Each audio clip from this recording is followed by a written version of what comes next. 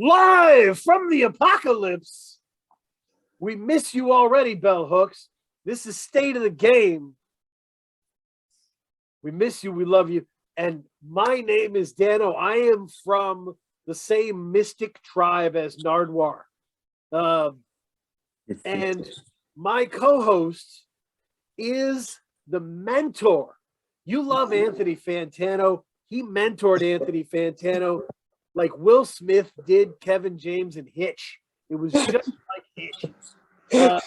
So music criticism, you know it, Fantano. So it's K Diggy. Thank you for being here, K Diggy. Mm-hmm. Now, Album of the Year Part 2, 25 through 1. We're going on. Now, our guest, we brought him back. The fans voted. It was great. He is considered. Now, Mayor Bloomberg said this years ago.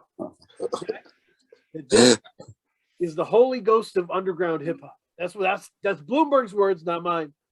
This is Gang PTP.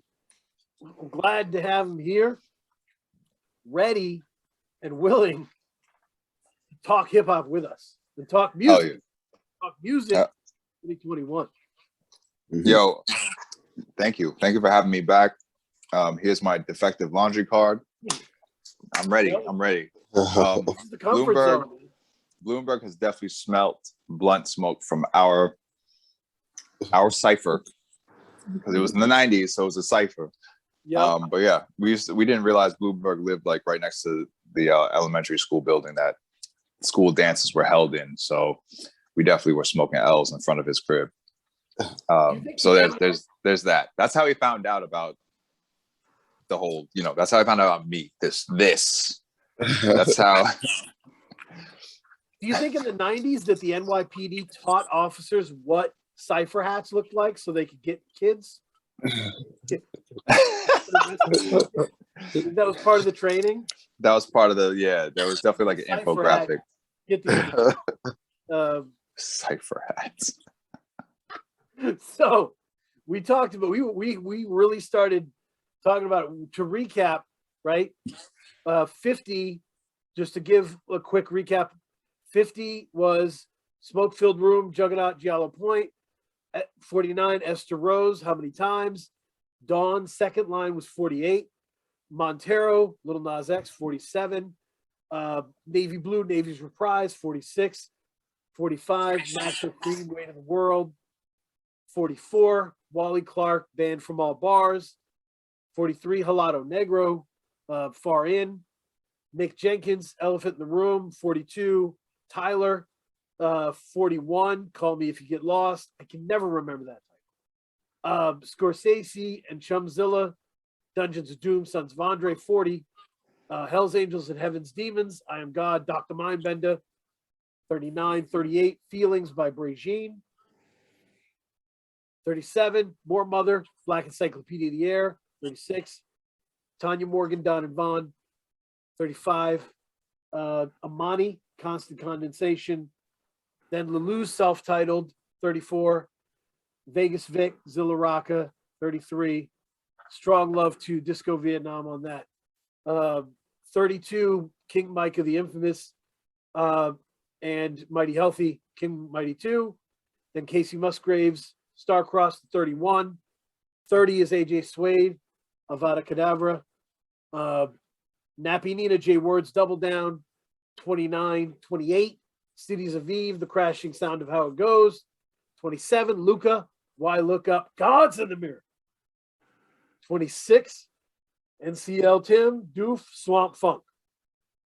Sorry to just go crazy list on everybody, but I just wanted to get us where we are.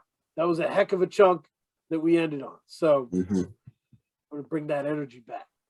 So, and one of the things I put in the breakdown this time was that, like, the last album before the next set of 10 means a lot to me.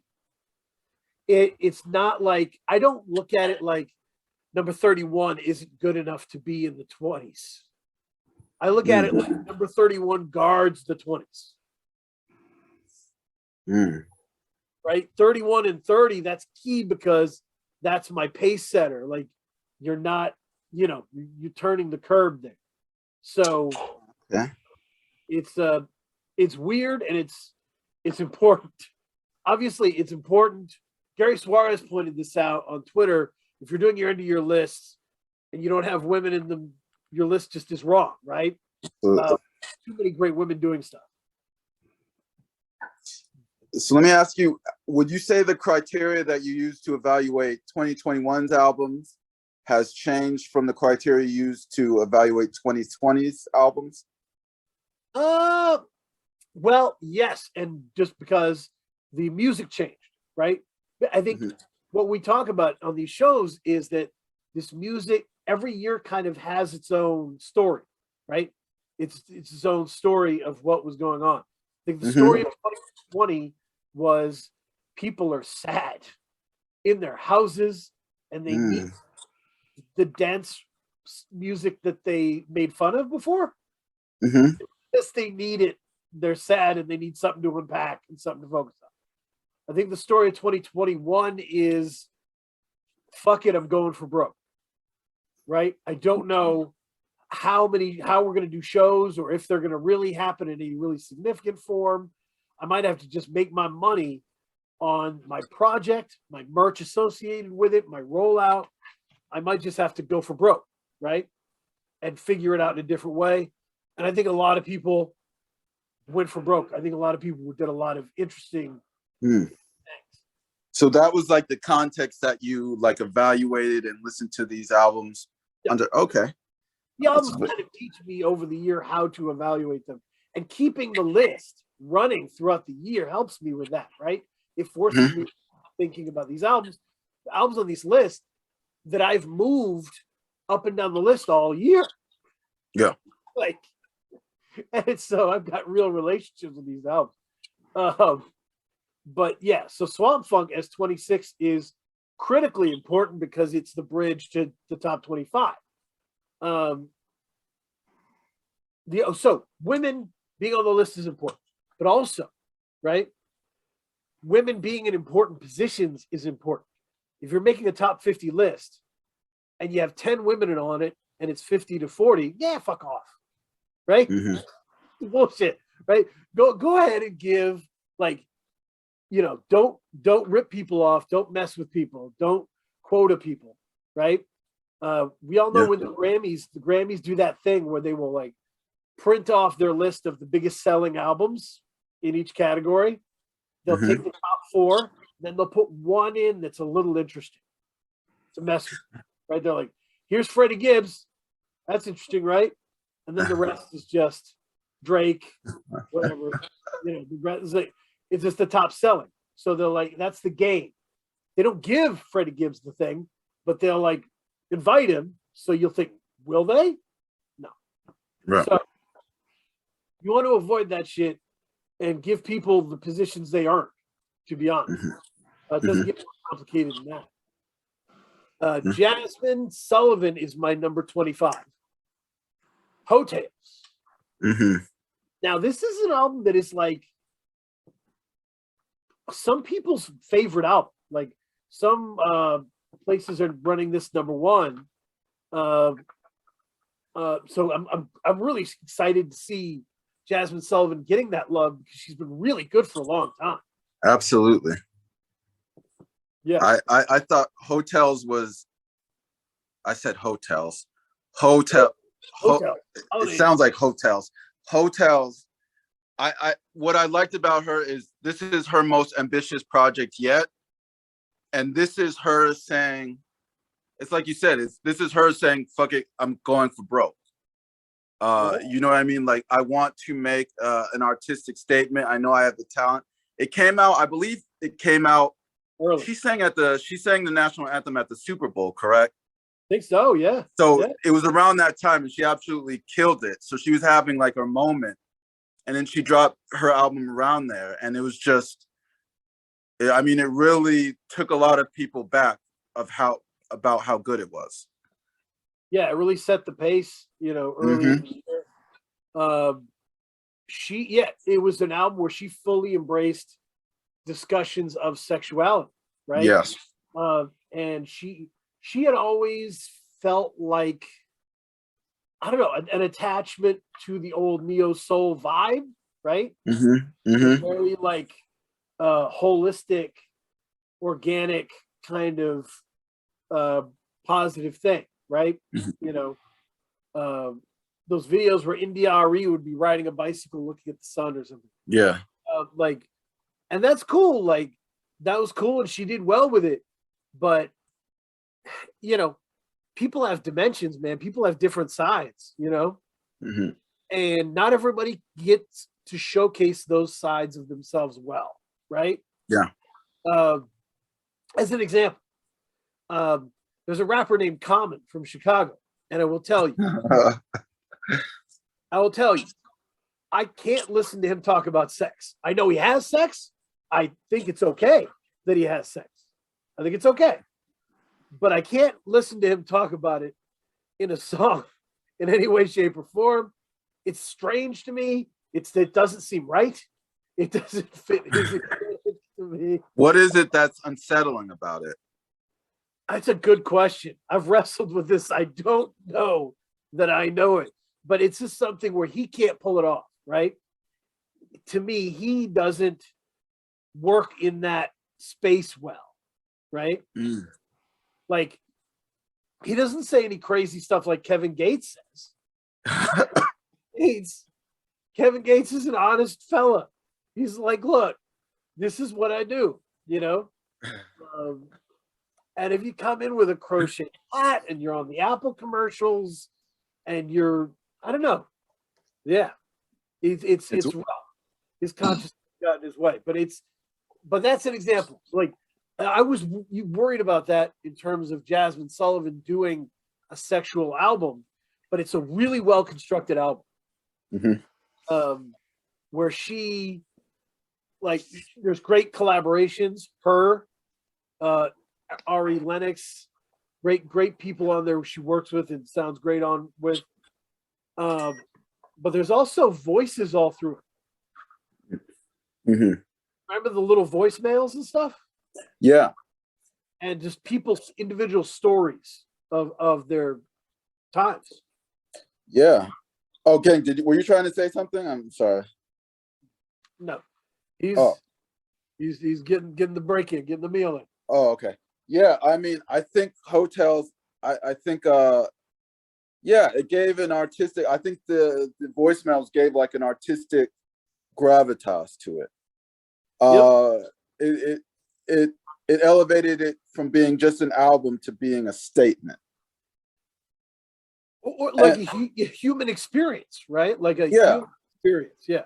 Yeah, and I think people aren't used to that. Like in today's music, a lot of it is disposable. Like you hear it for 1 or 2 weeks, and then you're done with it. And I felt like Hotels was a statement that will last the test of time because it's something that is not meant to be. It's something that challenges you, and is not meant to, you know, be consumed for a week and a half and then thrown away. It's something that you go back to constantly. Maybe, you know, when you're older, you listen to it and you have slightly different perception because of life experiences. So that is an album that people are going to grow with and come back to, you know, as they get older and, you know, live and have experiences. Yeah, we will look back on Hotels and say, boy, that changed her career. For sure. That changed the whole trajectory of her career. It just loosened things up where now she can do what she wants to do, right? And discuss what she wants to discuss. And it's not going to be a shock if she goes outside of that range, right? Oh, for sure. Talk to very talented people who are very good at a specific kind of thing. This is what I was trying to get to with the common stuff. The people who are very good at a thing, their audience loves that thing, and now they don't know how to go to the audience and say, now I kind of want to do that and this, right? I kind of want to, you know, add something to that. Is that okay? Right? And you can say, fuck, I just do what I want. Sure, man, but you have a relationship with your audience. Right. And you have to prepare them for what you're going to do. Absolutely. You got to help them along. You've got to help them understand what you want to do. Yeah. I mean, you have to make it easy, as easy as you can, I should say, for them to follow you. Just trust you and have trust in what you're saying, and to follow you and just go with it. Yep. Gang, do you have any hotel reactions? I have no hotels to tell, my friend. No, I got to go back to it. I got to actually really tap into it, if anything. But I dig what y'all are saying about the things, and also about Common not wanting to ever hear Common rap about sex or having sex. Similarly, you don't want to rap. You don't want to hear, like you cited Kevin Gates. I think Nas is what I was going to say earlier. It's like Nas is like the bad version of like the Kevin Gates, like saying outrageous like sex shit, and you're like, I don't want to ever hear you say that. It's like Common and Nas are like the two hot and cold of like the thing that you don't want to hear. Like the people you don't want to hear address their sexual escapades or ideas of what sex. Come on. So yeah. No, I'm with y'all on this conversation though. This is taking an interesting turn already as far as like, like what do you think is this is interesting. Like, what do you think is the right way to sing or rap about sex, and what do you think is the wrong way? Tricky question. As someone who's not even really a big fan of like sex rap, so to speak, that's pretty funny to,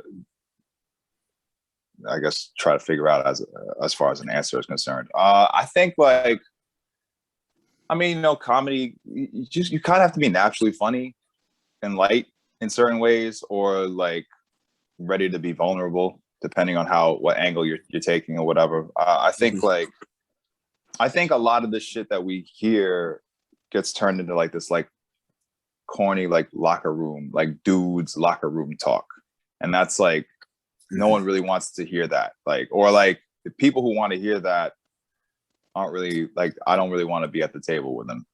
You know what I mean? Like, it's not, it's like you're 13, okay, but like grown men or grown people kind of like, not adding anything to the exploit or to the, the opening up or whatever it is that you're doing in regard to sex or sexuality, then like, if you're not doing any of that, then I feel like you're just kind of like, for lack of a better term, fucking it off. You know what I'm saying? You're just kind of like, you're saying shit to either be like crude and for just to be crude, or like to be shocking. You know what I'm saying? Like you got a lot of shock jock type sex raps. Right. And it's just like, it's just juvenile, you know what I mean? At the end of the day. Or like pseudo romantic, which is mad weird, which is I think what the common thing. I think like it's just like bad. It's like the open mic where like just the room kind of like gets really awkward feeling and itchy because like someone is just coming like just bad poetry type shit. You know what I mean? Like and bad is objective, but we had a dude, and shout out, he wasn't bad.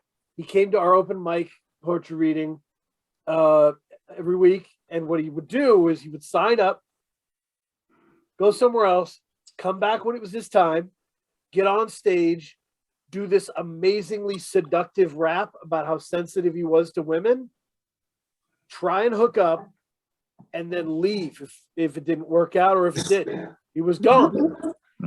Fine, he was done. Right? He was either working and he was gone, or if it wasn't working, he was gone. It was like this was checking in. So it was, it was so weird for all of us who actually were like really trying to get good at it. But no, it was but no, I would say, Kay, I think my thing would be the stage is a monster, right? The stage will turn you into the biggest version of yourself, right? So you step into some hero role where you're like, you know what? Tyranny ends, and it ends now on this album. And you're like, relax, you're doing too much. And then the other side is just like, I'm gonna bang her and her whole family. Dude, what is going on? Like, there's that stage, that spotlight will make you go way too far outside of who you are, and we can kind of see that. Yeah, that's a good way to put it. Disingenuous, just and like it just starts to feel like someone's like breathing too closely to your ear, like mouth breathing, and you're like, ugh. Yes, This is gross. Get me out of here. The 24 on the list is actually a great answer to one of your questions, right? When you talk about vulnerability as a key to expressing sexual ideas and thoughts, Dave has got that in his corner, right? We're all alone in this together. Kay, would you agree this is one of the most like vulnerable albums of the year? Yeah, I mean, he definitely, it's one of the longest ones that we listen to, I think. On top of, it's very emotionally intense. There's very what I shouldn't say there's very few, but there's not on, I felt like on this album, there weren't a lot of, moments of reprieve. It's just constantly like, yo, I've got a lot on my heart. I got a lot on my chest. Y'all are just going to go along for the ride. Yep. No, but he did. And I'm glad. I don't think this would have made it without the fun songs, because it's so heavy and so intense. Balance. Yes. But Dave is a smart cat, and he has that song System with WizKid that is fun. And he had that same thing last album with Location with Burna Boy. He brings in, he's part of that like Nigerian UK connection, right? Nigerian roots, living in the UK.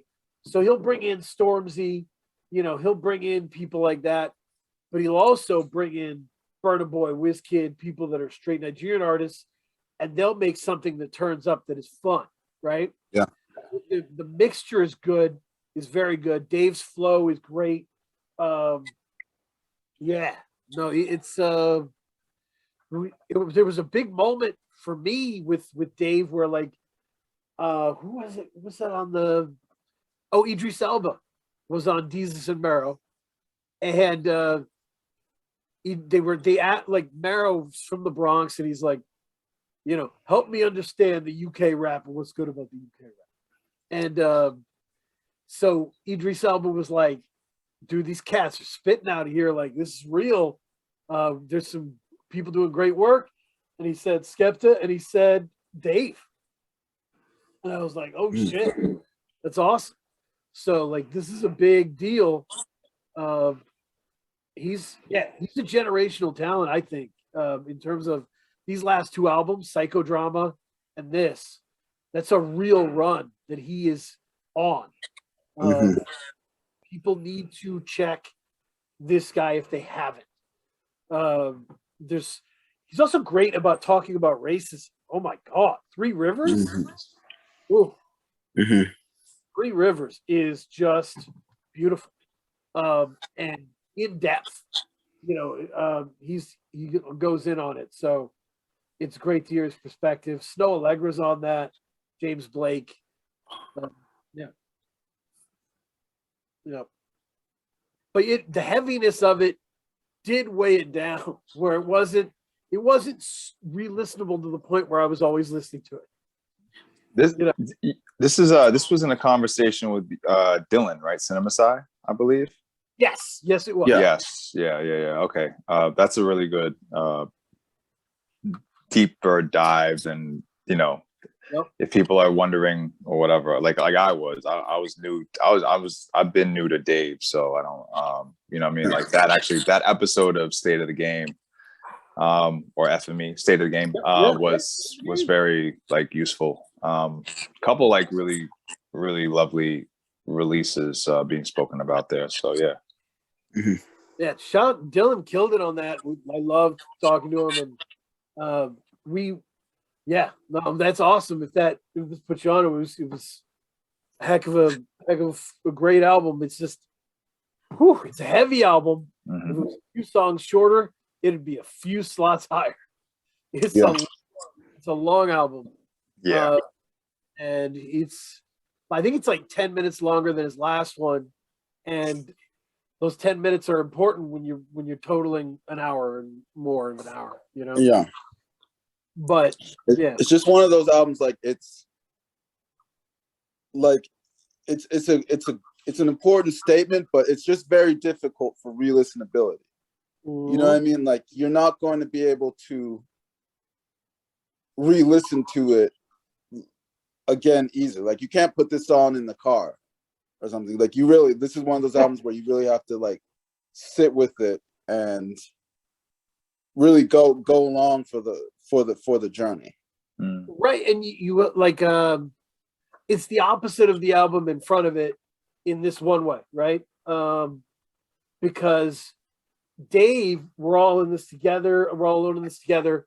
You're gonna have to listen to it all the way through. That's just how it is, right? There aren't like, you're not gonna be able to be like, oh, let me just pick a few jams. Like, no, you're gonna have to go through it all the way through. Right. But the next one, 23, Aaron Lee Tazjan. The whole thing is kind of fun ass singles, right? To put on. So you can put on Sunday Women, Feminine Walk, cartoon music. It all jams. And it's just an interesting dude. There's Feminine Walk is a really interesting song, and then it like talks about being like effeminate in the way that you move and as a man and how that works in the world. I think there's songs that touch on bisexuality here, but it is clearly like Tom Petty style rock. Like, it is like Tom Petty style writing, you know.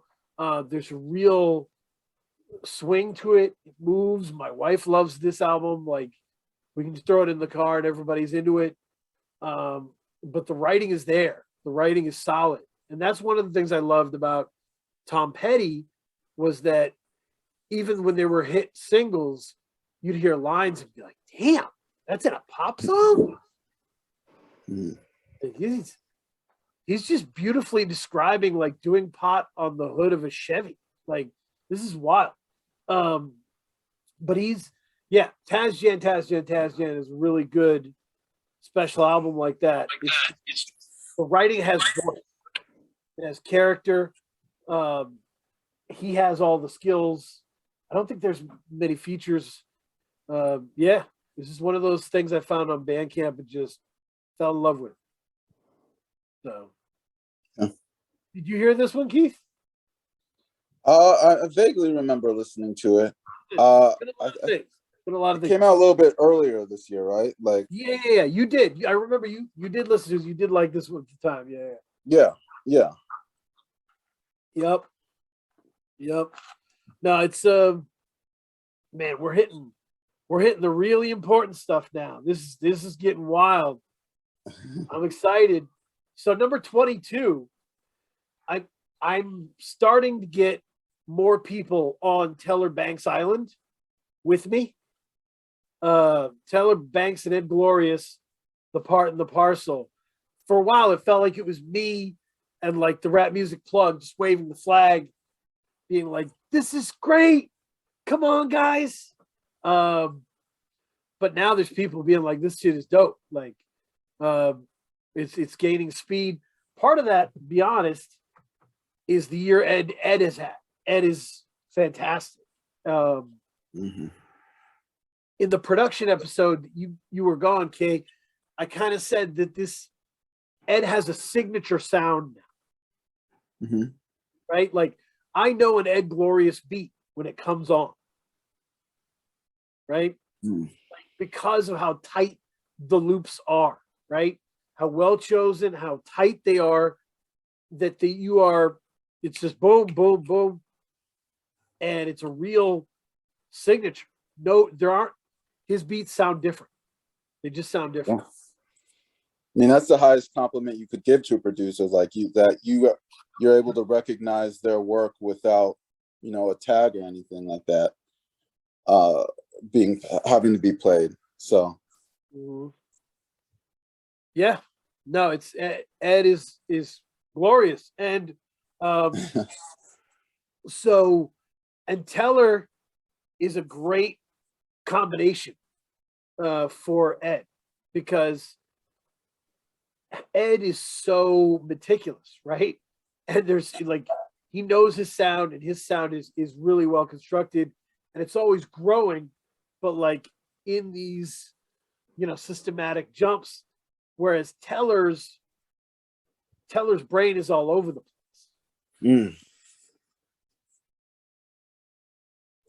Was Teller was on some Sleep Sinatra projects, right? That's how I kind of like fell into the Teller universe, I guess you could say. And I've been meaning to like actually like really tap in. I've seen the work that you've done around Teller. I've seen Ro do the same, you know, or similar. You know, the interview. I have to tap in though, but I mean, I really fuck with. I think Teller was on Routes, I want to say. Oh yeah, and he was also on the other joint too. The one that Sleep produced, I believe. Yep. I feel like I heard him first on the Cabal. That was the Iceberg Theory, and that's another person I've been meaning to tap into pretty hefty. And that's actually off of, honestly, that's off of, I think, you and Ro again, I believe. Yep. Perhaps. No, he's killing it, man. And so I doing an interview, and I was like, dude, who is Teller Banks? Like, this is wild. And he was like, no, that guy's my favorite rapper right now. He's amazing. You got to check him. And that was right as like, and this, by the way, if you are, because a lot of people are looking to tap in to what the dog is there. This is great. What's up? So if you're looking to tap in to Teller Banks, telling you first and foremost, the grotesque and beautiful. That was last year, 2020. It was very high on my list. It's a masterful thing. The grotesque and beautiful. Find it, buy it. It's wonderful. So it's really important. And when he says that, he has a line on the part and the parcel where he says, "I give you old Wayne, and you treat me like the new Wayne."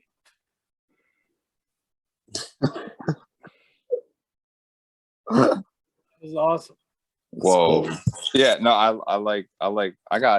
just got tapped in.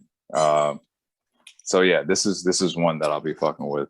And also just going back to the catalog again, because you know, each project is so, depending on the producer, depending on the sound, whatever, the moment in time, you know what I mean? Yeah. That's the beauty of the music today too. Like, you get so many different, like, you get such a variation, because folks will have like 2 albums in a year, and they'll be like, you know, look at Sleep Sinatra, for instance, who I'm sure we're about to speak about in a second, but like, look at like, even like a Billy Woods, where it's just like, you got Hiding Places, and you got Terror Management, and then you got, you know, you have Arm & Hammer, and then Arm & Hammer with their team, and then with Alchemist, like within 365 days or so, you know what I'm saying? Yeah.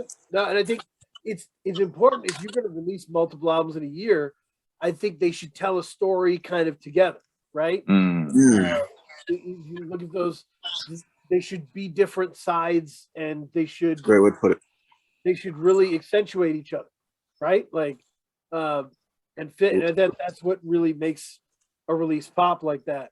But yeah, you're right, because we look at, I mean, I think when we look at an artist's year, the year that an artist had, we don't just look at one project, we look at the totality of their project. So it really, in my opinion, like, it really hurts an artist if they release one really good album or project, and then they've just had, you know, over the remaining months, they've just released like Lucy's or, you know, like mixtapes that weren't of the quality of that first project.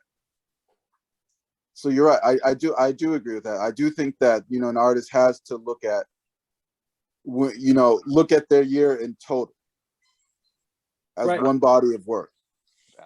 Valid. Yeah. Yeah. No, and I think there's a sense that great pair-ups like this, like Ed Glorious and Teller Banks, they have like a buddy cop movie vibe to them, in the sense that there's like Ed is the solid foundational piece, and Teller's the live wire. Teller might threaten to punch you in the face in a way you've never heard before. He might talk about society. He might talk about sexy, but he can go anywhere, and it's slick, it's smart. His flow can travel anywhere, doing anything, and so you never know. You're braced, right? Whereas Ed is, you can always count on Ed. He's always giving you what you need. So that mixture is really, really great. So that's something important there. Now this part of the discussion we had earlier, right? The me and Gang were having earlier was about like one project leading to another project, right? And how important that is. That you give that first project credit, right? So I think when this next album, Jason Griff, Alaska Adams fam, Human Zoo, right? Human Zoo came out and everybody's like, man, I like this better than Nihilist Millennium, which was the project by Cargo Cults last year, produced by Coach Zilla.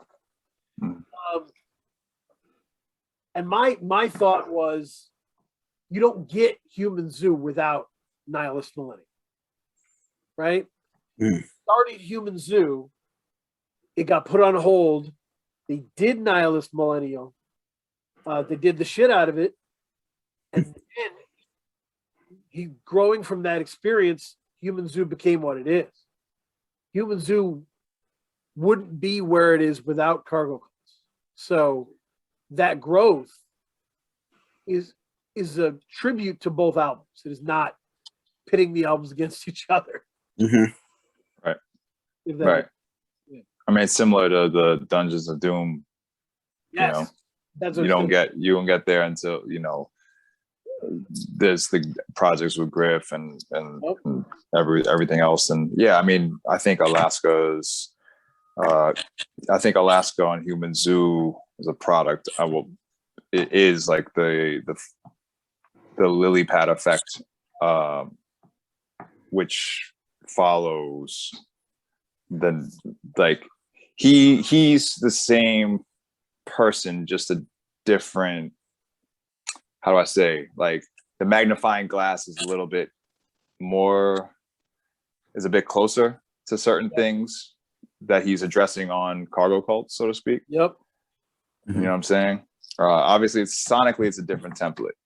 You know, it's I think it's a bit darker on Human Zoo, which matches the title, which matches I feel like the content, you know, the themes, and also, yeah, you have Fat Boy Sharif, you have Sharif on the joint. Like, you're gonna get mind bendery, right? As soon as that element is added into the mix, right. And yeah, that's still like, that's my joint. I think they work so well together, and that beat also is probably, I think that's my favorite joint on there. But also the ending is crazy. Like, definitely some emotional. How do I say? Some emotional rises. When I first heard that, you know what I mean? So I was like doing the dishes, you know what I mean? I was doing the dishes, and I was like, oh snap! It's like the song that I was kind of like really anticipating, but also kind of like almost like dreading because of I guess the proximity maybe to the situation. Yep. But I mean, so beautifully penned, sincere. You know what I'm saying? So Totally. No, I'm proud of my guy. You know what I mean? Definitely proud of my guy for sure. and you should. I mean, one of the things that's the best about Alaska is that, because my favorite song on this is Animal Farm, right? With Love You. I didn't know Love You is, but yeah, that's another one. Right? Surfing the information superhighway and just finds this dude and is like, this is great. You want to work together. And this it's fantastic to keep your ear to the ground, to keep finding new people, to keep supporting new people, to keep shuffling that mix so that you get, the mixture of guests, of like Prem Rock to, Scorsese to Love Ulysses, and it just all these different people, Ludovico, like Alaska's always looking for new and interesting things to do, and Griff especially loves that kind of stuff. So this beautiful mix, those two made sense together. Remember, so I was going to interview them. I did. It was great. It was great. FME Attention Undivided. But in advance of that, they sent me this album. I listened to it for the first time at my wife's parents' house. I was listening to it, and when I got to Extremely Online, I had to stop after the song was over, and I just like sat on the porch and stared into the wilderness for a while. I was just like, damn. Like that shit really hit, and I just think that is that's a power to his writing, really. Kay, what did you listen to this? What do you think of this? I remember listening to it. I do. Because I believe we did a show on it. But yeah, it's not. I don't recall the details specifically, but I do think. Yeah, I mean, I think it ties back to what we were saying about, you have to look at the artist like as a progression. You know what I mean? Like each album, it's not that we need to compare them to one another. It's almost a progression, a development, an evolution of that artist. And not every artist does it. Animal Zoo. When did that? I was gonna say the album for Human Zoo. When did that come out? When did his album before that come out? Last year. Yeah, Cargo. Year? Okay. Yep. Wow. So it was, and by the way, Human Zoo, for my money, has the best bonus tracks of any rap album this year. If you look at the bonus tracks available when you buy it, there's Mighty Healthy remix of Animal Farm, Christian Esteban remix of Juice, which is the best. Yeah. Still a Rocka remix of Petty King, and Panels remix of Poison Pills is great. I actually have a question, because this is always something that I've been interested in. Like, what is the work ethic of an underground rapper? Like, because I've, you look at some rappers and they're able to consistently release projects. And I wouldn't say like I'm a creative, but I've always wondered, like, how do they do that? Like, does the underground rapper, do they work on music like every day? Like, how do they like remain creative and what's the word I want to use? Diligent enough to be able to release multiple projects like every couple months, it feels like. I mean, I think it depends on who we're talking about, maybe age group too, you know what I mean? Because some folks are parents and, Alaska is a parent. Alaska is a working adult, you know what I mean?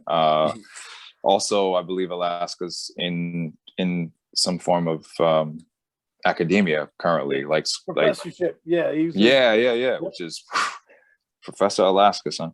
So there's that versus you know, some younger folks who might be freelancing or whatever, you know what I mean? Or just, I mean, also, yo, like 2020 to 2021, like a lot of folks, including myself, were on unemployment or PUA, pandemic unemployment assistance, you know what I mean? And that gave us a little bit more time to sort of like get our fucking selves together, because also like we lost our jobs, you know what I mean? So so I mean, many of us are still reeling from that as well and trying to figure shit out. So some folks went into full so-called grind mode and began, you know, upping the production line.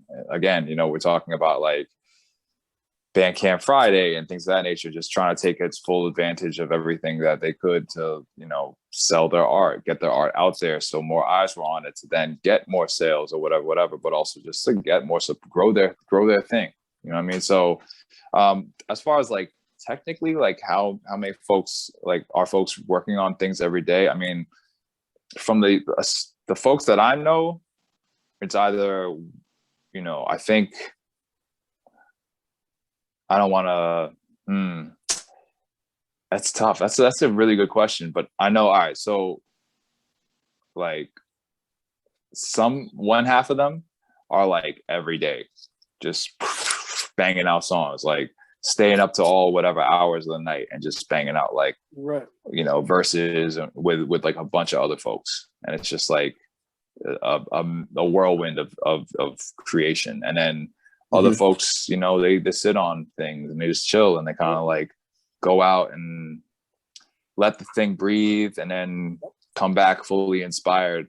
Not to say that the folks who are doing things every day aren't fully inspired.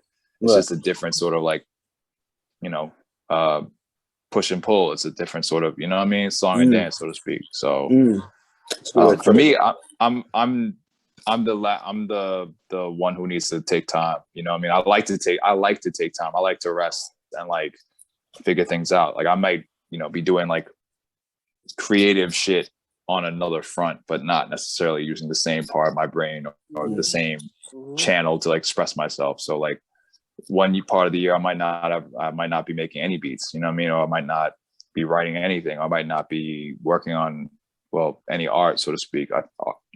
Art's interesting because it's kind of become one of my like freelance money gigs as well. Yeah. But but you know what I mean? Like, so there's moments where like I will be in the studio, and there's times where like seasons where I will be in the studio only like pick up like, you know, little things here and there, like supplies or whatever, but I won't actually be there to spend time creating stuff. You know what I mean? No, I think the short version of what you said, Gang, to me would be that the water fits any vessel, right? Water fits the vessel it's contained within. Think of the creative energy or output as the liquid, and your life is the vessel, right? So Alaska teaches. He doesn't record while he teaches, right? But he writes like during that school year, pecking away, doing different songs, right? And then once the summer hits, he records. So he makes it fit his life, right? Now, Prem Rock is a bartender. He's got a whole different situation, but he makes it fit his life. Right? So everybody's got a different, you know, vessel they're containing it within. But I will say, to warn people, hard work and smart work are not always the same kinds of work, right? Those can be two different things. So just because you're putting out a project every month doesn't necessarily mean you're doing it the right way for you, right? Just because if you're putting out one a year, that doesn't necessarily mean it's the right way for you. You have to figure out how to work smart, how to maximize what you're doing. And sometimes that means change what you're doing until it fits. Anyway, number 20, Pop 1967 by Andrew. One of my favorite albums. Coach hit me with this. Was like, you got to check this guy out. And my first reaction was, this is like if Blind Melon grew up in the rap era and made rap. Wow. Blind Melon. It was great. And so I was like, but he's got real bars on here. You know, it was one like, I'm in a doom mood. That's a palindrome. You know, it's great. He's got real, he's really witty. He can really spit, but he's really good with hooks and melody. And this one never stayed far away from me. Yeah, it was fun because I remember reviewing this. This was a fun album. Yep. Very lighthearted. And I loved the cover. I remember distinctly the cover. I loved the cover of it.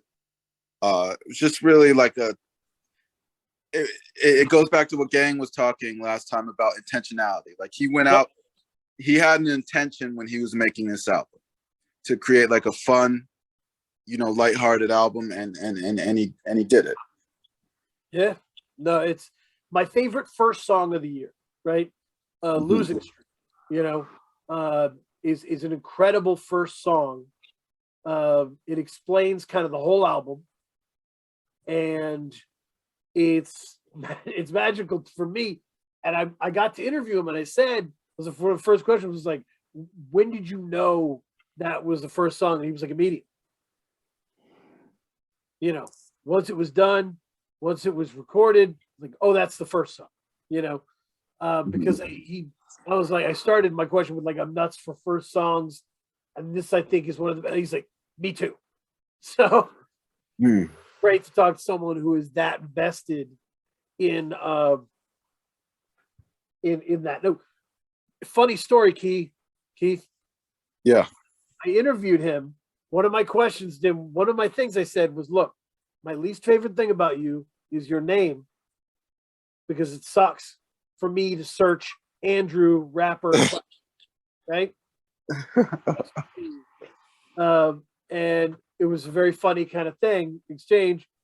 And he posted pictures with Coach. He's working with a new album, $3 Pistol. And it's on Instagram. His name is Searchable Andrew now. So I don't know when that started, but I'm hoping that I was able to influence that gag. It's a solid gag. Yeah, I mean, you got to make your name, because I do think, like, with music, there is, there's a level of artistry, but there's also a level of marketing as well, that you have to, if you want people to hear your music, you have to be able to make it easily found, I guess to say. His response made perfect sense to me. His response was that, like, I kind of like that it's me, right? And like, so when I write like short stories or anything, poems, anything like that, the title of the thing is always a reminder to me of what the whole thing is about. I'm not thinking about how it pops for the reader. I'm not thinking about any of that shit. The title is to remind me what the spirit of this is, right? And I think that's what his name is for him, right? He is Andrew. So it keeps him grounded. It keeps him in this. So I think that's how I took it, and I respect it. But the album is beautiful. He produced it himself. Great. I mean, Pomplamoose with I Alive is excellent. You know, Tony Hawk with Darko the Super. Just another one of those albums out on You Don't Deserve This Beautiful Art that is fabulous. Follow that label. So that's number 20. I don't know. Do you have anything else to add, Kay, on that one, or should we move? No. Moving on up. So, my favorite jazz album of the year, right? Probably. I think so. This I don't see anything else. Favorite jazz album of the year: Lady Blackbird, Black Acid Soul. Yeah. An incredible album in terms of her vocals, right? Absolutely. Talk to me about her voice, okay, and what you liked about her voice. Because what I remember is she was a technician. Like her, there's some people that sing. I guess the way I categorize it is there's some people that sing to, you know, like express themselves, and then there's some people that sing to show off like the technical mastery of their voice. And yes, she's very emotive with her singing, but what really struck me was how technically sound of a singer she was. I mean, it was a masterclass in terms of jazz singing, in terms of the voice, of thinking of the voice as an instrument and what one can do with it. And you said this was her debut. This was her debut album, right? Yes. And it's a great crew. We got the people, was it Deron Johnson on, you know, piano and synth, John Flauger on double bass, Jimmy Paxson drums, percussion, Chris Seafried electric guitar, acoustic guitar, Troy trombone shorty Andrews playing trumpet. So it's a great crew, and there's a lot of beautiful instrumentation that grounds the voice. It's not just the voice, right? Right. There's a whole experience here. Yeah, I remember, and very intelligent arrangement. Yes. Very intelligent musical choices that were made. But you know, when you got guys or musicians of that quality, you're going to get an exceptional musical project. There's covers, but they're very interesting covers. There's an interesting array of covers, right? There's Lost and Looking, which is kind of a Sam Cooke hit.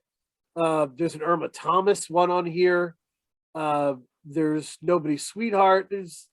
And then there's some originals, right? That are like mixed in here. I think 5 Feet Tall is probably original. There's certainly the Collage is an original. It's, you know, it's a real mix, and I can't wait for her to build on that. Yeah, I loved it, and I'm glad you got to enjoy it as well. Okay. Yeah.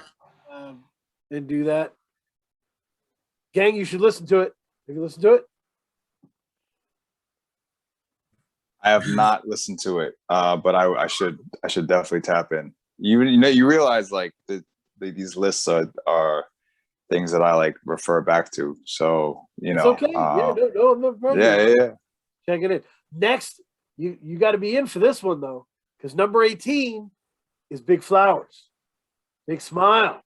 Shout out to Big Flowers, man. When we first talked, he was. I included him in that crew of young Jedi, right? Like Akai, Amani, that kind of like just free-ranging, jazz-feeling movement. And he shut it down. He was like, I haven't earned what those guys have earned. I'm new to this. Those guys have been doing it. And I was like, okay, you know, that makes sense. It was a very kind of grounded response that I appreciated, but he has, I mean, he's got love. If you look at this album, Pink Sifu's on this. He doesn't feature everywhere. Elucid's on this. He doesn't feature everywhere. Logi from Philly. Yeah. Also an elusive figure, not on everyone's album. So yeah, there you go. No, the songs are vastly different lengths. Some songs are a minute long and are crazy lyrical. Some songs are longer. You know, I think there's a 12-minute, 13-minute song on there. It's just different. But his flow is special. His flow is special. No, definitely. Yeah, I mean, I spoke to him a lot about on the phone or voice messages about this album, just as far as like what what he was doing, especially I think towards like the latter half, it goes into this crazy like acoustic guitar, distorted auto tune, mad like just whatever psychosis. You know what I mean? Like it gets like really, really, really weird, and for lack of a better term or whatever. But I think you know, yeah, I know. Like, I mean, speaking to him more about that and the intention behind it, like including that section, that whole big chunk at the end, which, yeah, I don't know. It's you know, Son has a vision, basically, is what I'm saying, and yeah, no, his pocket's crazy, his writing is crazy, like really crazy. You know, I think it's equal parts jarring, but also I don't know, endearing. You know what I mean? Endearing, where it's like, I don't know what this is, but there's enough here for those who are willing to sort of take the journey to sort of grasp on and keep them going, to just go deeper into the cave or like the realm. You know what I mean? Like, it's definitely like its own little like dimension, or its own little like world, so to speak. The echoing, like the constantly echoing voice, you know, it's just like you're like walking through like a tunnel in his mind or whatever, or like in his life. It's pretty wild. Brilliant features, you know what I mean? Right. Definitely. Diani, Amani's sisters. You are a brilliant feature on this album. Oh shit. I forget. I always forget that's in there. That was the first time we met. That was well, like the first time we met in person, obviously. You know. Yeah, the iPhone recorder was just kind of like lamping on the dresser, so to speak. So that's awesome. Yeah, it was a cool little conversation. There's been threats. There have been threats of having the whole thing somehow come out into the public sphere. You know, maybe one day. Bonus track, right? Yeah. It's 25th anniversary version. You know. We're gonna get a beat behind it. But yeah, I would say, as you mentioned, often sedated with Diani. If you had a butterfly knife and you said, make a list of the best underground collaborations of the year, that would be high on it. Mm-hmm. High on it. That those two need to make an album together. His flow is very frenetic. It's very train of thought. It's very there's a Beat Generation feeling to it. Yeah, that's a good way to put it. Yeah. Feeling to it, and this is one of the reasons why when he was like, because I full disclosure, I asked, hey man, do you want to write a review of this pink seafood gumbo thing? Because you've had some good things to say about it. He said, only if I get to write regularly. And I said, no problem. Because the passion he affects to his work reminds me of, I don't know, man, the me from like 13, 14 years ago, who was just diehard with this shit. Couldn't tell me shit, you know? And I just think that passion is what he writes with, whether he's writing a review for me, whether he's writing his verse, like absolutely, he's putting it all in there. And that's why this never moved. This never got jostled down, you know? Yeah. Solidly in my conversation for the whole year. Yeah, I mean, I feel like there's something to be said for, because I don't know if I've talked about this in the past though, but I think for me, like when I listen to a project, I just want to hear the artist's best effort at that time. You know what I mean? That's all. Like, you know, whether I like the style of music or, you know, whether, you know, I think it's good or not, that that's irrelevant. Really, when I tune into an album, I want to hear the artist's best effort. And I think Big Flowers, I think he gives whatever he does, like to go back to what you're saying, whatever he does, he's going to give you the best effort that he can at that time. And that's all, I mean, that's all you can ask for. Sweat equity, man. Yeah, no, he puts his foot all the way into it, so to speak. He definitely, like, yeah, I definitely picture, I mean, the beat poet, the beat generation thing is definitely, I think, a big part of it. And I think he'll just, yeah, I mean, I know, like, I've seen what's kind of coming next. And it's a motherfucker. Yeah, I'm not even gonna, I don't want to say too much, but it's that's the trailer. It's the mother. Yeah, the trailer. Yeah. No, it's crazy compared, you know, it's like, it's that 1-2 punch, put it like that. It's gonna be It's gonna be a Rudy Ray Moore level motherfucker. That's what we're gonna call it. And so number 17, Sleep Sinatra, Ed Glorious, Sleep Gloriously. This was like the first part of my year. It really did. And I was thinking about it the other day that I honestly have to give so much credit to Sleep, that when I fell in love with this album really connected to me. It's always really well. Divine Nation is so this is the two albums we talked about as informing each other, right? Divine Nation was the socio-political analysis of the world, right?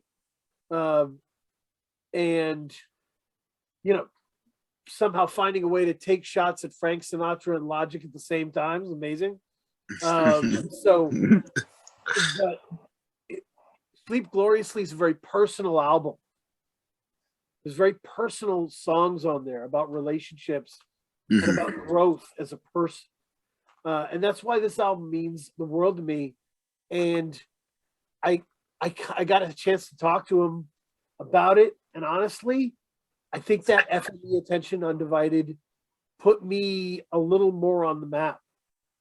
You know, that it was so, I was so vested in talking about that and in what that album meant. That we had a discussion that wasn't like anything else either of us have had. So Conversation with Sleep, right? Yeah. No, that was excellent. That was a really excellent. And I think people saw that shit and were like, "Damn, if that's what it is, I'd be interested." You know, so I think in a way, Sleep and this album really moved Free Music Empire in a way. So much love to him.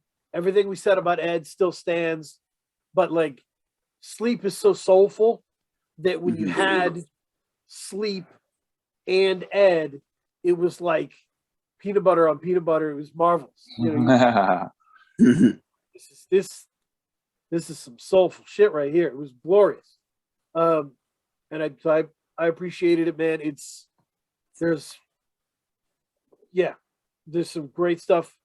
The songs sound like they're crying, and he breaks it all down. Sleep Sinatra is a really important lyricist, and his next album is really good. Incredibly good. So that's coming end of the year. So yeah, Grimace, Lilith, you got to hear that. I'm not going to talk about that. ACAB with Taylor Banks, Prize Fighters with Sequence, 10 songs in and out. Excellent album. Oof. Do you have any Sleep Sinatra commentary, Kay, or should we? No, let's just keep. I mean, you guys have said everything that needs to be said. Yeah, just be on the lookout for the next. Yep. Trust. Sleep is up to a lot. He had a very follow. Yeah. So Jeanette King is next. What We Lost. This is such a fucking cool album. I think she's from Toronto. Am I right about this? Because I think she has that Deja SB person on there. This is Montreal, Quebec. Quebec. Mm-hmm. Cool. Yeah, Deja SB, who's awesome, from Canada as well. So, and they have a great song called "Cool Me Down." It's like there's some songs on here like "You Don't Love Me" that are very kind of 90s Aaliyah R&B, like, but there's a heavy like drum and bass dance music thing to this album. Airplane is like that. It's a very, and what I love, this is a very human album. It's about relationships. It's about the world you live in, but it's not heavy. She doesn't put on any airs, right? When she switches genres or when she mixes genres together, you can tell she kind of doesn't care. She's just having fun with the music she likes. And it's effortless. It's just an effortless album, really well sung, really well written by a new person who hadn't done it before. Yeah, I would love to talk to Jeanette King. That kind of thing interests me like nothing else, right? You're talking about, okay, it's your debut album, right? It doesn't have to be a classic, but it has to tell people who you are. Absolutely. So when you nail it, and at the end of it, I'm like, shit, I know who Jeanette King is now, and I'm a fan. That's hard to do. That's good. And yeah, I'd talk to you about like going through doing that while being experimental, while pulling these forces together, but showing your voice. That's a dance. So I recommend everybody check that out. Luca, When the Black Hand Touches You. Let me go back to numbers here. So Jeanette King's 16, Sleep was 17, Big Flowers was 18, right? Luca 15, When the Black Hand Touches You. That album is supposed to be him talking to his son. And it is the most hardcore album talking to your son ever. Shout out to Luca. I feel like, and shout out to Blood Money Perez. Blood Money Perez is the one who sent me this. Was like, this shit is dope. And I was like, I'll check it out. Wow. And started waving the flag for it. And, had the interview with him. He's great. And he landed, do you know who's been repping this album? Who? NPR. Oh, yeah. It's on the year-end NPR list. You know who was reviewing it, or who wrote about it or spoke about it? No. Yeah, there's someone there. It might be it might be Lars. I feel like Lars Gotrich. I feel like he's still with NPR, but so Vikings Choice was his old column, but yeah. This is also the second time Luca is on this list. Luca was on the top 50 to 26, I believe, was it? Yeah. So no, he like there's an authority in his voice when he speaks. We talk like one of the things that's hard to talk about that's critical to rap is presence, right? Presence. So there's some people where you'll start to see people take shots at them and be like, man, Vast Air isn't that great a rapper. And you're like, but the presence, like you can't deny when that guy starts talking, you're listening. Until you hear what he's saying. Oh, well. Vast he's undeniable. He's there. He takes up the room. He's entertaining. And that's part of the game. Yeah. So I just looked it up. The guy at NPR is Rodney Carmichael. Oh, okay. Yeah. Rodney's also, I believe, from the South. So this could speak, you know what I'm saying? This could speak even more to folks who, who want to hear a new voice from the region, at least, if not Memphis. You know what I mean? Yeah, Memphis. Oh, Memphis? Yeah. There you go. Yeah. Wow. Yeah, I mean his blurb that he had on the list starts out, Memphis never stopped being the home of the blues to hear Luca tell it. Nice. Yep. Yeah. Yep. Good times. So yeah, Luca's definitely part of that Memphis explosion this year, and I don't know, man. He was just undeniable, man. He killed it on these verses. He told these incredibly nihilistic, depressing stories about the world around him, but in a way, when we talk to Sleep about the difference between a dark album and a hardcore album, like his albums, Luca's albums are dark because they make you feel the impact of the violence. They make you feel the weight of it. And that's special. Not everybody's doing that. You know, some people are slapping you with the Ruger, buying nice shoes, and proud of it. You know, they're feeling good. And Luca's showing you the whole cycle of violence, and all the like audio interludes are like people breaking down knowledge. It's no bullshit. There's a real spine to his albums where he's not pulling punches. He knows his mission.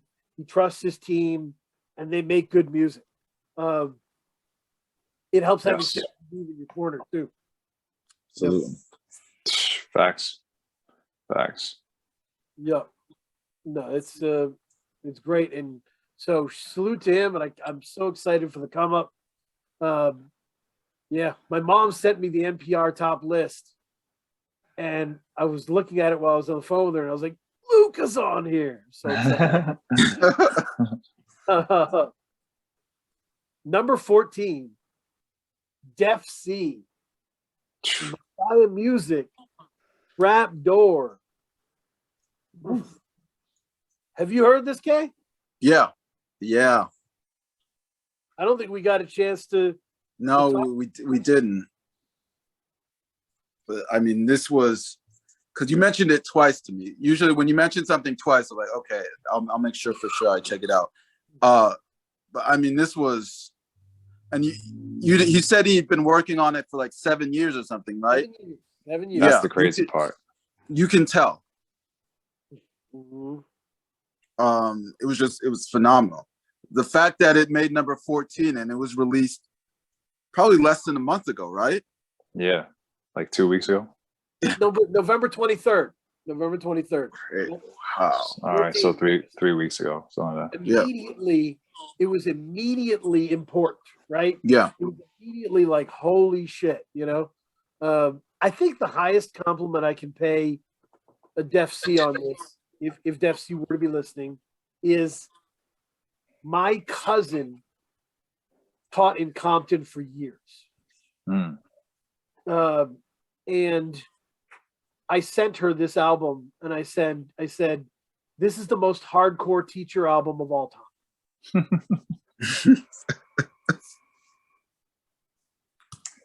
Also a vulnerable ass album, talking about, you know, there's a lot of vulnerable records that are you know, we were talking about vulnerability with 24 Dave, but yes, I mean, you know, you can't this is one of the top to me. Oh yeah. You know what I'm saying? On this list, there's, you know, the Big Flowers, there's the Sleep Sinatras, there's things that are on the way as well. But yeah, I mean, the way there's a couple joints on here where it's just like I need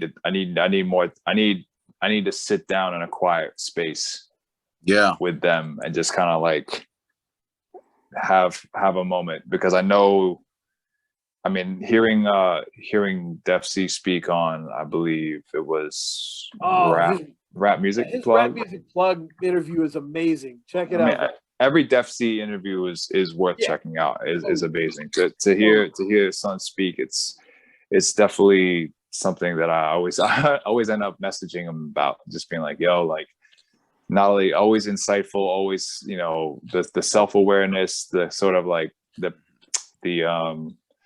just the care that and the respect that you bring to the table, as far as like your space, your place in the space, and like how you speak about things, and how like you know, you honor like vulnerability and things of that nature too. It's like, like that to me is like, you know, that's part of why like this, I mean, it's like, he's who he is when he speaks the same way he's who he is when he speaks and raps, like, you know what I mean? Like there's it's just like a different mode it's just a different rhythm of talk, but like at the end of the day or whatever, like it's the same person, and like it's genuine as fuck, it's sincere as fuck, and like also eloquent as shit as that's like, and like, you know, it's like the most like ridiculous way to put it, but like, yeah, he's like, something's just crazy with the way that he can communicate his ideas and experiences, whether he's speaking one way or speaking to a rhythm, so to speak. And you know, I definitely, it's definitely one of my favorite things I've heard in 2021. It's a statement, you know what I mean? And because of all those things, that's how this is like a statement piece that has been whatever 7 years, because, you know, 7 years or whatever, like that long of a time, like things could fall flat, you know what I mean? Like it could be overworked or overcooked, so to speak, or things could hit the table in a way that, you know, something's cold, you know what I mean? There's a cold plate on the table, you're like, well, why, like what happened here? It's just like, well, I had like 6 other years of things brewing, and you know what I mean? Like but like, yeah, this is definitely like a statement fucking work of like of whatever, of just like experience, of lived experience, and like I just have to big my man up too, you know what Absolutely. I mean? Yeah, there was like we talked about this with like Black Thought, where you've been rapping on such a high level for so long. You just communicate this way, right? It's not even, but the craft is on such a high level. You're just communicating your life here, and that's kind of how it feels with trap.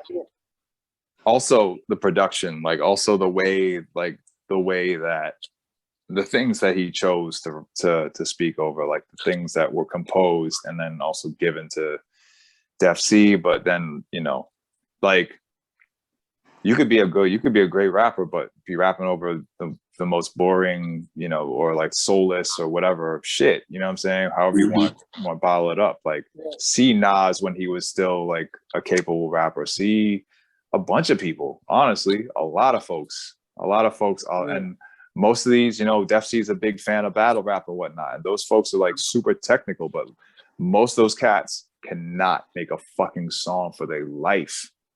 I will go on record. I will go on record saying that. Like you can bar up in rap circles around whoever, but like your shit is not compelling once it stops being a cappella and being theatrical when you're spitting in someone else's literal face. You know what I'm saying? So like, you know what I mean? Def C does not suffer from that. I mean, a bunch of people on this list don't suffer from that, but like, you know, you gotta have an ear and like a kind of understanding of like how to channel your vision. You know what I mean? Right. So yeah, this year it felt like, because he also had the great EP with August Fanon. Crazy, yeah. We Dress the City in Our Names, and it felt like he reached a level in his writing this year where he was like, bodying this track is a given. Like that's not an issue anymore. I'm not going to waste my time. I've got things I need to say. And so every song's going to mean something. Every verse is going to mean something. Every hook's going to mean something. Right. You know, when I talked to I Am God about the label, he said, man, Def C's doing something different. And I said, sometimes it feels like Def C is editing within seconds. He is like, he's trimmed down to exactly what he needed to say. Right. Yeah. Right. I'll say this to wrap it up real quick and to bring up one of the other wonderful artists who's on this list that we've already spoken about. I've seen the thing that actually really put me on at Def C was Alaska saying no one raps better than Def C. Like I think he tweeted it or some shit, and I was just like, all right, like if Alaska's saying this, I gotta tap in, because like I've heard Alaska out rap God type shit, you know what I mean? Like in even his younger days or whatever. So I'm just like, all right, like, you know what I mean, coming up through the Addams Family shit or whatever, and it's just like, all right, like if Alaska's saying this shit, like there's some weight to that. So I'm gonna go check some out. And like, yeah, I was like, okay, very pleasantly surprised. But yeah, what a goddamn geez. This one's gonna be one that you know, this is another one that like it's gonna become just returning back to this one. Yeah. Yeah, no, I wrote a comment on his Bandcamp, Zilla referencing on Color Culture on the pod there that like it was basically like they're gonna write 10-year anniversaries on this album. They're gonna come back and say this one was a big deal. It just is what it is. Sure. It's that heavy. So Mac Hami, Pray for Haiti is number 13. There's a lot of people who think this is the best album here. I will tell you this. When I re-listened to, I was looking at like, let me listen to Tyler, the Creator, and Mac Hami and see if the hype is real. And Tyler went way down the list, and this album stayed where it was, and it had a solid position. There's something about Tyler that doesn't appreciate with re-listens for me. And there's something about this album that is marvelous. It is just so and he followed it up the second album that he just released. I liked it a lot. It's not as good as 80. I'll offer some. Can I jump in and offer some questions? Can I ask you a question and also? Go ahead. I have a hot take on Pray for Haiti. I don't love it. Not because like I think Mock can rap like at one point Mock was like one of my favorite rappers like in the current day. During like that 2016, 2017 era. I think either maybe I've just heard too much Mock since then. And it's kind of like I'll flip you like again and again. Though like I love Haitian Body, HBO. I've loved Dump Meister. I have all the like the very expensive albums. I didn't pay we'll figure we'll leave that up to the mystery. The ether. How did I get those albums? But there were like the shit with like Woods and like he's got a joint with Woods. He's got a joint with like the joints that he's got with Denmark are crazy. Like I love those joints. Quelly Chris, whatever. But I don't know. There's something about maybe it's the production or something that like after a while, like there's joints on this album, like the Conductor Williams shit, like the opening track with that Denny did, Denny LaFleur, whom we've known for a while since he was doing stuff for like Main Attractions back in like the mid cloud rap era of like the 2010s. But something, I don't know, it just gets drony for me. I don't know why. Like maybe it's just too long. And this is where the second album that he dropped this year comes in. I'm like, if Pray for Haiti was 24 minutes, it would be way higher in my like re-listening or like my, I don't know. It's just a lot, yo. It's just a lot. Like I really appreciate some of the angles that he hit, but I was just like, I just found myself being like, yo, like this album is still on. Like it doesn't like it doesn't grip me. So all that being said, when did you start listening to Mock? Both of y'all or whatever. Like what was, you know what I mean? Like what was? Oh yes. So I will say I missed HBO. I missed the classic era of Mock. I started listening to Mac Hami because the internet was annoying me about it, and I said, "Fine, I'll do it." Because Earl Sweatshirt told you to. Everybody was just like, "Man, Mac Hami invented bread." And I was like, "Fine, I'll listen." And so I was like, "Okay, I'll check it out." And honestly, like I find Mac Hami to be one of the most confusing discographies in rap. Right? There's that. He'll drop something that's amazing that you're in love with, and the next album will be the worst thing you've heard. Like he's his switch goes on and off in serious ways. But it's been on for enough times that it's serious. So let me posit a comparison here. HBO is Mac Hami's Reasonable Doubt. Okay, I yeah, that's valid. Yeah. That is his foundation, right? Right. And Pray for Haiti is his blueprint. Sure. Okay. Yeah, So I'll go with that. Or Black Album, maybe. Blueprint is an album that a lot of the world thinks is Jay's best. Right. And a lot of Jay-Z people are like, it's not, right? It's not. It's just he was really comfortable. He was really in his zone. The beats were fun. Like, so it's divisive in that way, right? Sure. Yeah, you're right. The Blueprint. Yeah. So this is the Blueprint because Stellar Race Theory. You've got Murder Season again. You've got lots of like cool stuff going on here. And it's so uniquely him, right? That's the thing that people love about Blueprint is it's the most Jay-Z album, right? Like he's in his zone, he's in his full swagger. And this is the full swagger package of Mac Hami, right? Like yeah. No, true. And I'll be honest, they needed this. Griselda needed this album. Yes, they did. They needed it because it wasn't happening. Conway's kind of doing the same stuff, Conway's not being very inventive. It doesn't seem to be Benny is going. Conway. Yeah. Conway's one of those, like, I've been making the same song for same album for X amount of time, like rappers, like for sure. I will not hear any different.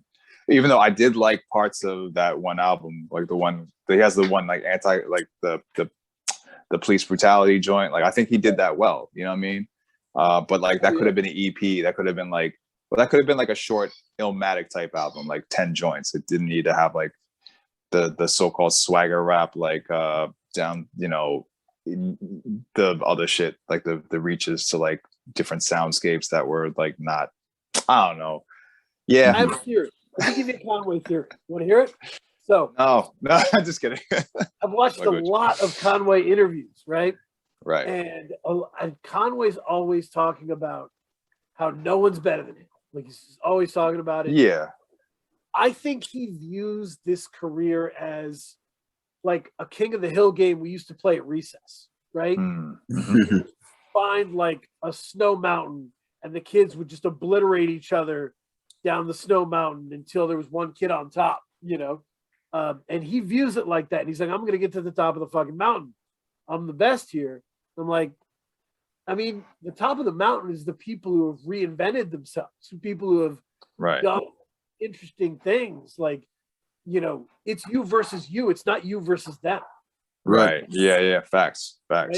And like, I mean, honestly, like, again, like Conway's literally kind of peaked and then is now on like somewhat of a downward slope from like the Conway where that was on Reject 2 or on the Funk Flex freestyle or whatever, where it was just like people were getting hype about Griselda even before before the Griselda album, you know what I mean? Like, I mean, this is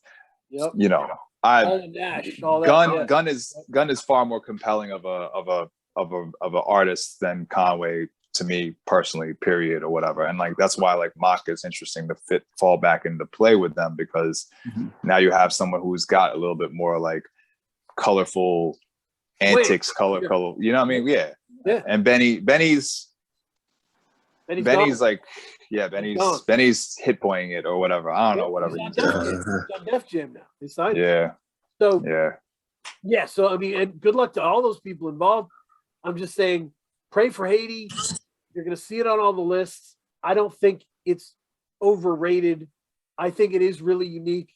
And I think Mac Hami could be the off-kilter voice for this kind of generation. So I'm into it. But I was thinking about this. Number 12, Cleo Soul Mother. Cleo Soul's mother basically, because I remember when Adele's album came out and Inflow was on it, I was like, oh shit, this is cool. And this is actually a good Adele album. And then I was like, but wouldn't you rather just listen to Cleo Soul over Inflow? Like, yes, I would. So Mother is an incredible album.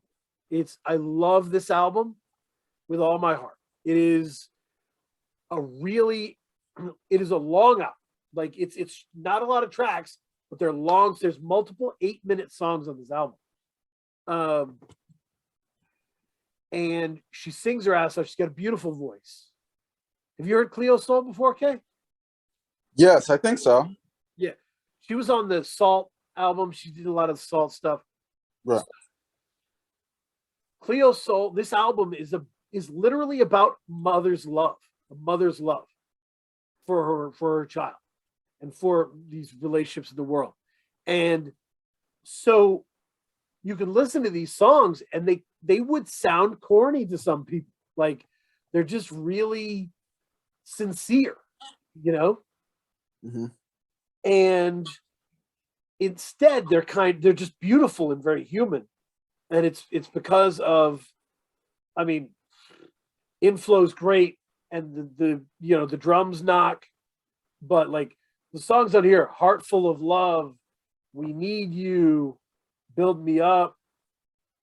I mean, they could be seen, like I said, as cheesy if you weren't into it, but she really means it. They're really heartfelt. It's a really beautiful album with a lot of heart to it. Well done, great drums. There's great rhythms here, like congas and bongos, and like move the tracks. It's one of my favorite things. Puts her in a different stratosphere for me. I liked Rose in the Dark, which was her last album, but this is another level for me. This is my 12th favorite album of the year. Yeah. So I would suggest that. It's a very slow, beautiful, vulnerable album, very acoustic feeling. So yeah, that's a specific mood. That's not a workout album. So just be aware. Number 11, I Self Divine, Rituals of Reliance. We talked about this one on the mid-year. This is beloved. I greatly enjoy this album, and I came back to it, and I was like, wow, this hasn't lost an inch. No. I mean, for me, it's kind of like with Def C Trapdoor. It's when an artist is thoughtful, they're able to deliver. They're able to give you like a topic and examine it from multiple angles and multiple sides, and really make a piece of work that's not only like helps you grow as a person, but really like challenges your perception of things. Yeah, I like the Daffy C comparison with it's good with he's a legend. And I think, and this album to me puts I Self Divine in my favorite MCs all time list, because his flow is so unique. Chopped up phrases that are pieced together to create an entire statement, right? It's a collage almost, right? They don't feel like paragraphs. They feel like a collage of these phrases put together to make a statement. And Orko Elohim on the production. Yeah. Masterful. Beautiful. So I really enjoyed it and continue to enjoy it. Number 10. This is my favorite rock album of the year. Shannon and the Clams, Year of the Spider. Okay. I've actually been a fan of Shannon and the Clams for like 8 or 9 years. So I didn't realize how hardcore a fan I was until I looked it up. It's like, damn, I've been rocking these people relentlessly. This is a band from, I think, from Oakland, and they do surf punk rock combination. And they had an album that I really loved. I think it was back in 2013. That really sold me on them. Let me see here. Oh, it was actually 2011. Wow, 10 years. Sleep Talk. Sleep Talk is a real mixture of the kind of punk aesthetic, rockabilly aesthetic, and surf rock kind of mixed together. Very raw. Shannon Shaw is the lead singer. She is she's just she's got a huge voice. Huge voice. And a lot of it was like them shredding and her with a huge voice. They have grown substantially since then. They have really become a more refined operation. And this album is very, very beautiful. And I just really love it. And there's some real moments on there. The title track is great. You know, the title track, Year of the Spider, is the most kind of doo-woppy deal on here. But there's also just this is an album where they let the rest of the band do stuff. In the Hills and the Pines, the other members of the band are singing, not just Shannon. You know, I Need You Bad is Shannon going full voice, powerful statement. It's a band hitting their peak, right? At the peak of their powers. And what did he get on Pitchfork? Did he get like a 7? Was it a 7? Everything I like. Everything gets a 7 on Pitchfork. Everything I like gets a 7 on Pitchfork. Let me see here if I can. But yeah, it's a great album. I don't think anybody but me is talking about it. 7.2. Yeah. The Oakland rock band responds to tragedy with grace on their most musically diverse and lyrically affecting album yet. So great. It's a 7.2. But it's a real peak for them in terms of their writing, because they do really dive into some important subjects. But in terms of the craft of the music and how they use her voice, I'd say check it out. It is clearly my favorite rock album of the year. Just clearly. Number 9, Bruiser Wolf. Dope Game Stupid. So, Kay, have you come back to this one at all? I haven't come back to it, but I do remember listening to it for the first time. Yes. Guy has a very unique voice. I shouldn't say the guy. He has a very unique voice. I mean, it's like one of those things. It's like, I say it every show. It's, what can I get from you that I can't get from anyone else? Yep. You know what I mean? That's the question, and I feel like an artist should be asking themselves, constantly. And Bruiser provides something that you got to go to Bruiser to get. Yep. Agreed. Yeah. I mean, what's funny is, yes, I thoroughly enjoy this album. It's something that I have gone back to since, I guess, like all the hoopla kind of put me in, put it into my, like, whatever, like my sights. But on some reverse psychology type shit, I have a friend who's like a huge Draco the Ruler. Oh wow! Wait, Draco the Ruler, right? Am I, or is it BK? Yeah. Okay, no, there's like Draco the Ruler, is BK the Ruler.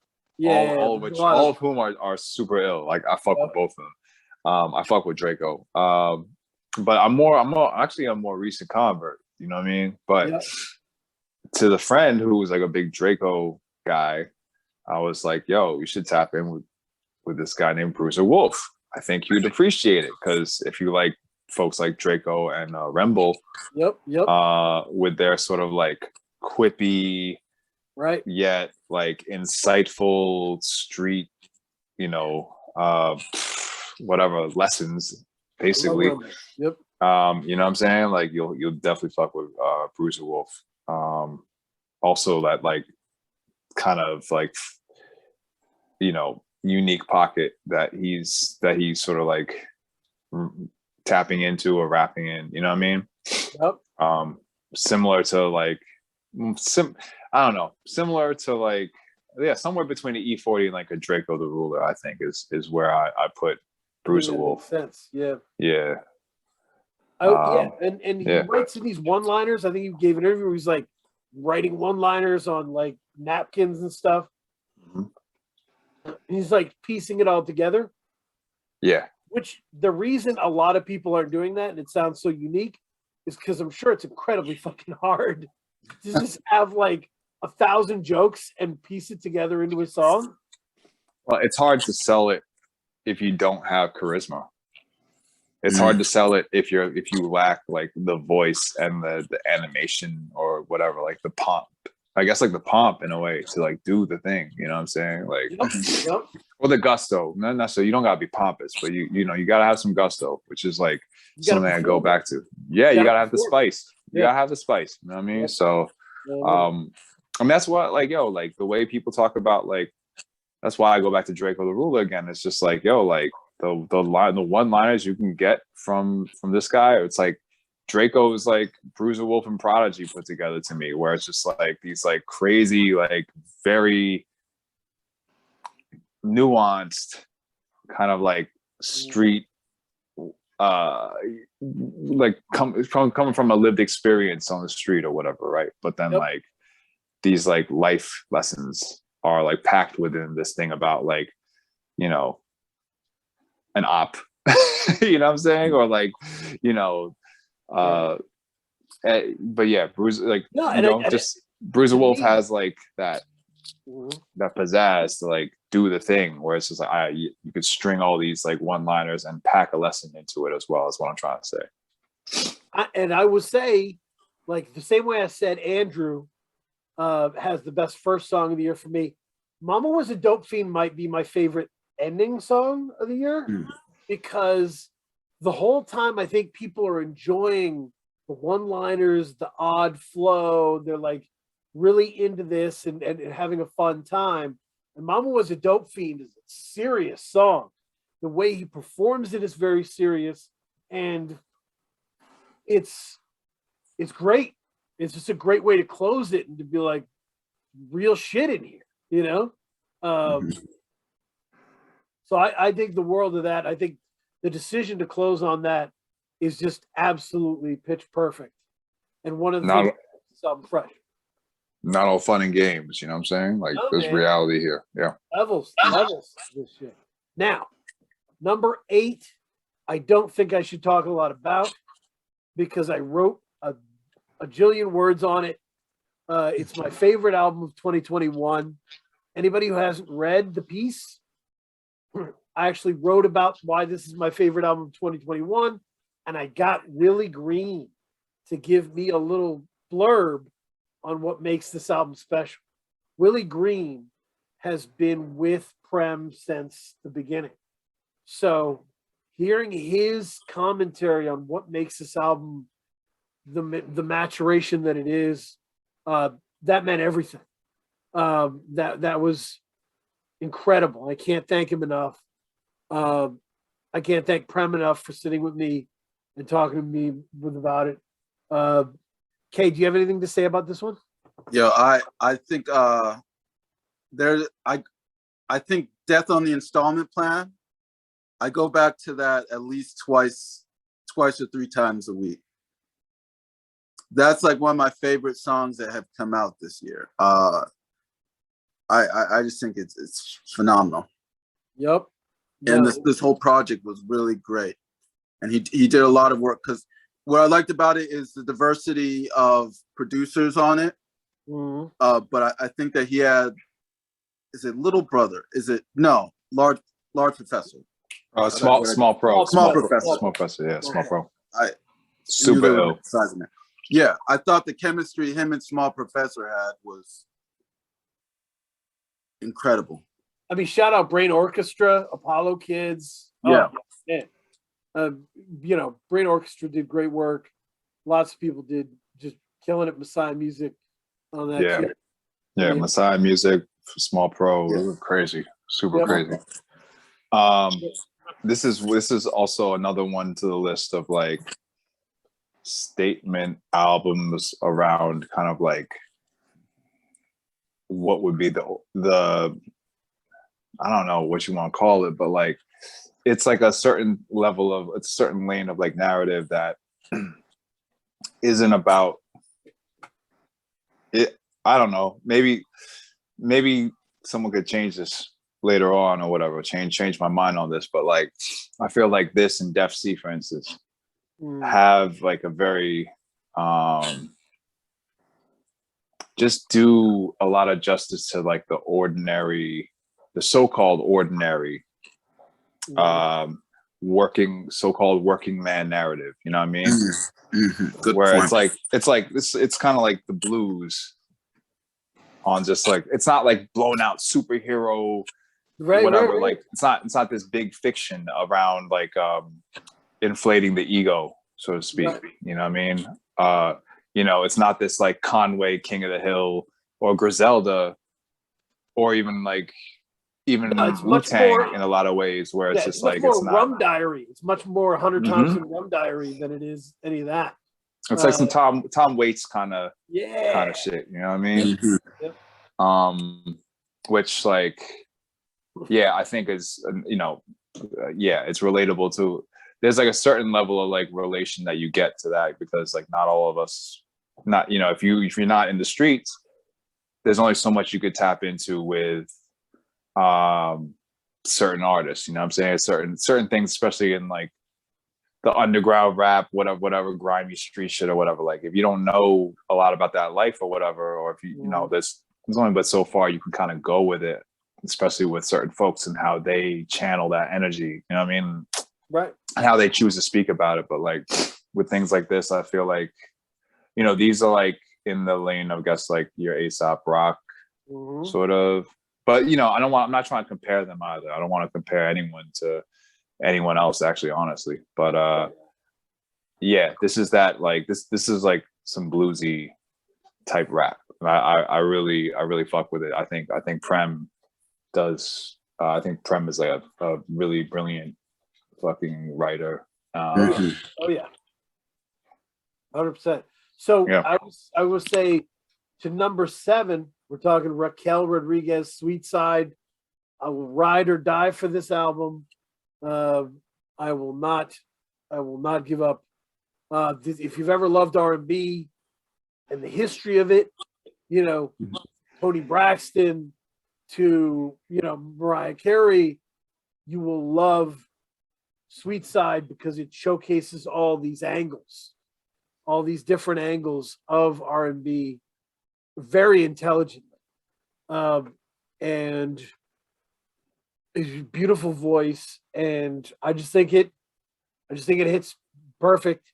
And it was one of those albums that when new albums would come in, I'd be like, can I move it? I'm like, I can't move it. Can't move it. This is my thing, my stubborn deal.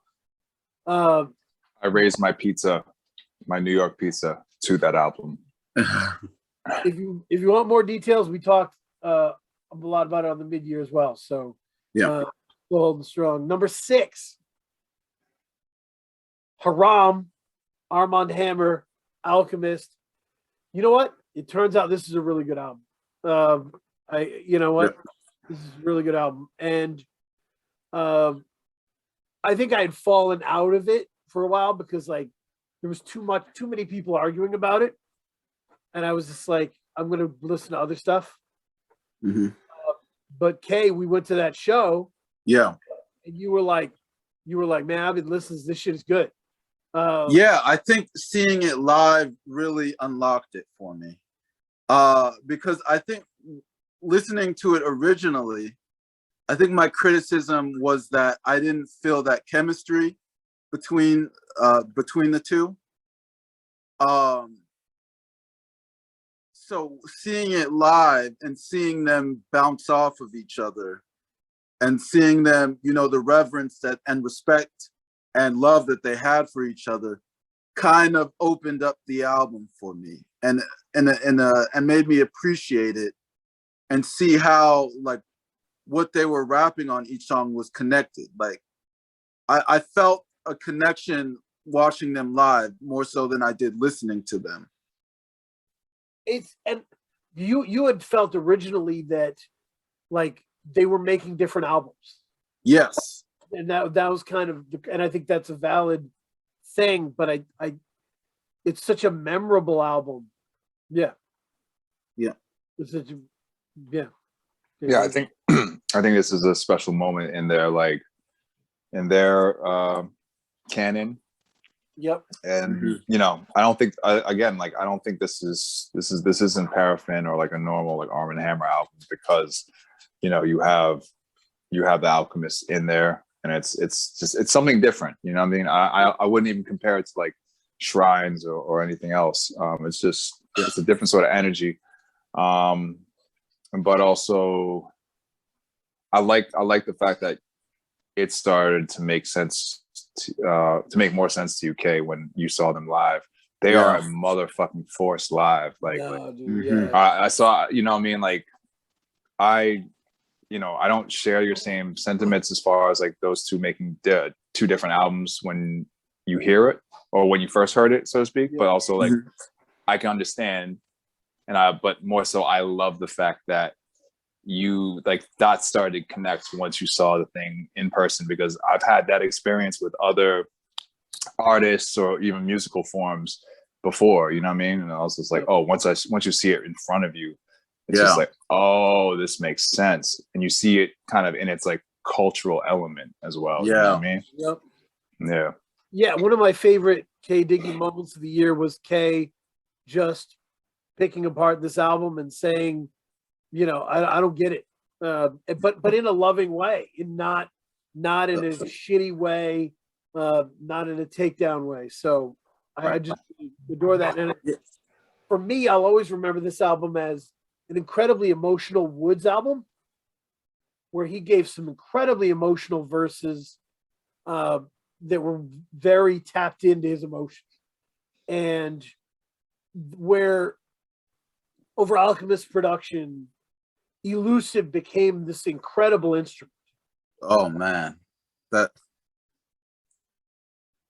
knew Billy Woods was good, but seeing Elusive live and just seeing the energy, it was like you could feel it. It's a palpable energy, and that really, like, seeing his energy live really made his verses like pop for me. Yeah, Elusive live, solo or with Arm & Hammer, it's something to actually fucking behold. Like, he set off the Silent Weapons, he set off a PTP code drive like a couple weekends ago. Like, he was the first, like he set it off. Like, he wasn't the closer, the whatever. Like, we don't do the hierarchy thing. It was just like everyone's a fucking closer. You know what I'm saying? Everyone's fucking crazy. So like, and like the way he set the tone, jeez Louise. Like, yeah, once when Elusive comes back on a solo vibe or anything, just whenever Elusive's in your town, catch him. Like, that cat is one of the illest I've ever seen. Like, no lie. Like, and also one of the illest writers I've ever come across. Like, for real. So if I can put a stamp on it, I would say I just checked my list. I have Elusive as the 39th best rapper to ever rap. Wait, what? All right, this is a whole. Call me in on that one when we get to that time. But holy smokes, 39. He is an all-time talent. Anyway, where does Sir Mix-a-Lot fall on that? that episode. But so number 5 is Isaiah Rashad, The House is Burning. And it's a top 5 album for me. It's the best thing that they've released in years, TDE. It's Isaiah Rashad is an incredible talent, and they're very lucky to have him. I don't know, is J Rock the second best rapper on TDE right now since Kendrick's gone? Kendrick's out, right? Ooh, you Schoolboy Q's on there.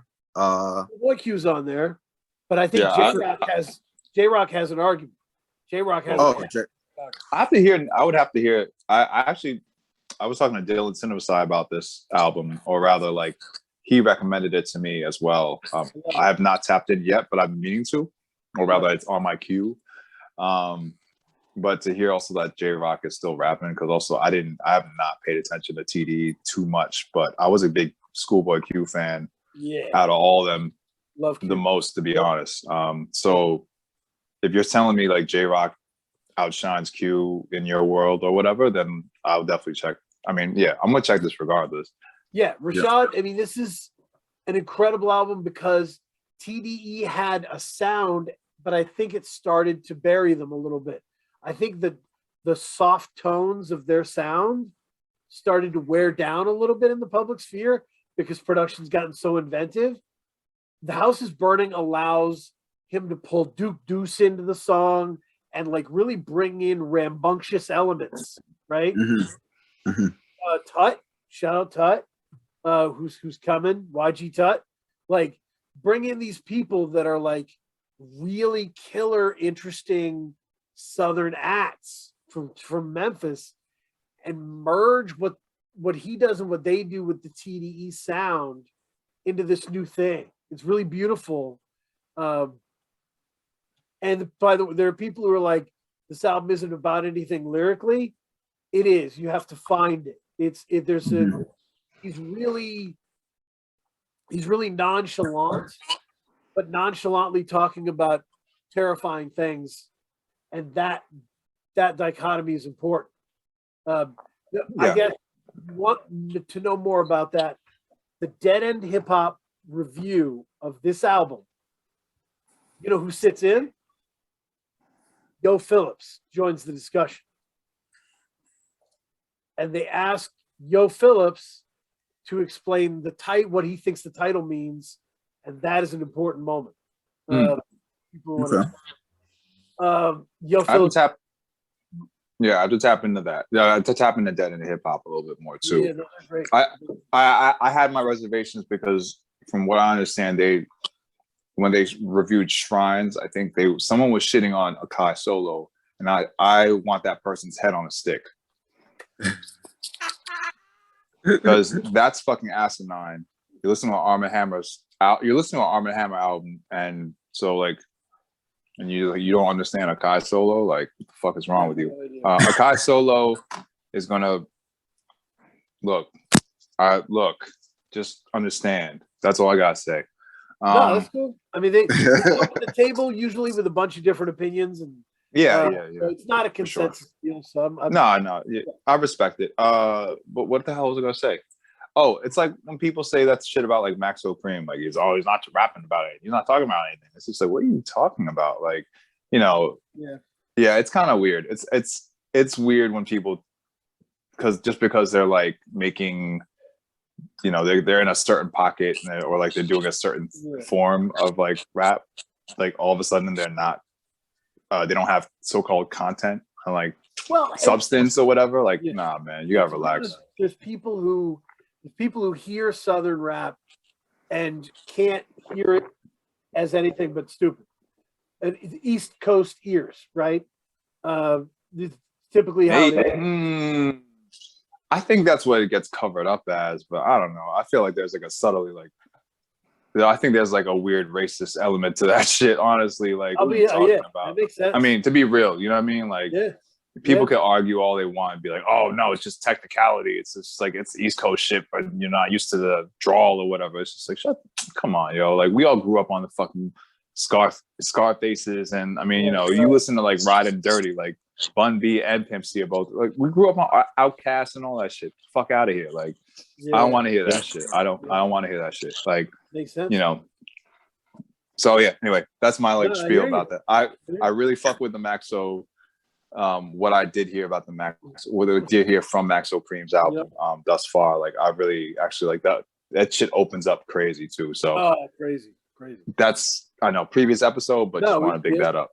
Big up. So speaking of racism, let's talk Little Robert Hutton, Curly Castro, my number 4 best album of the year.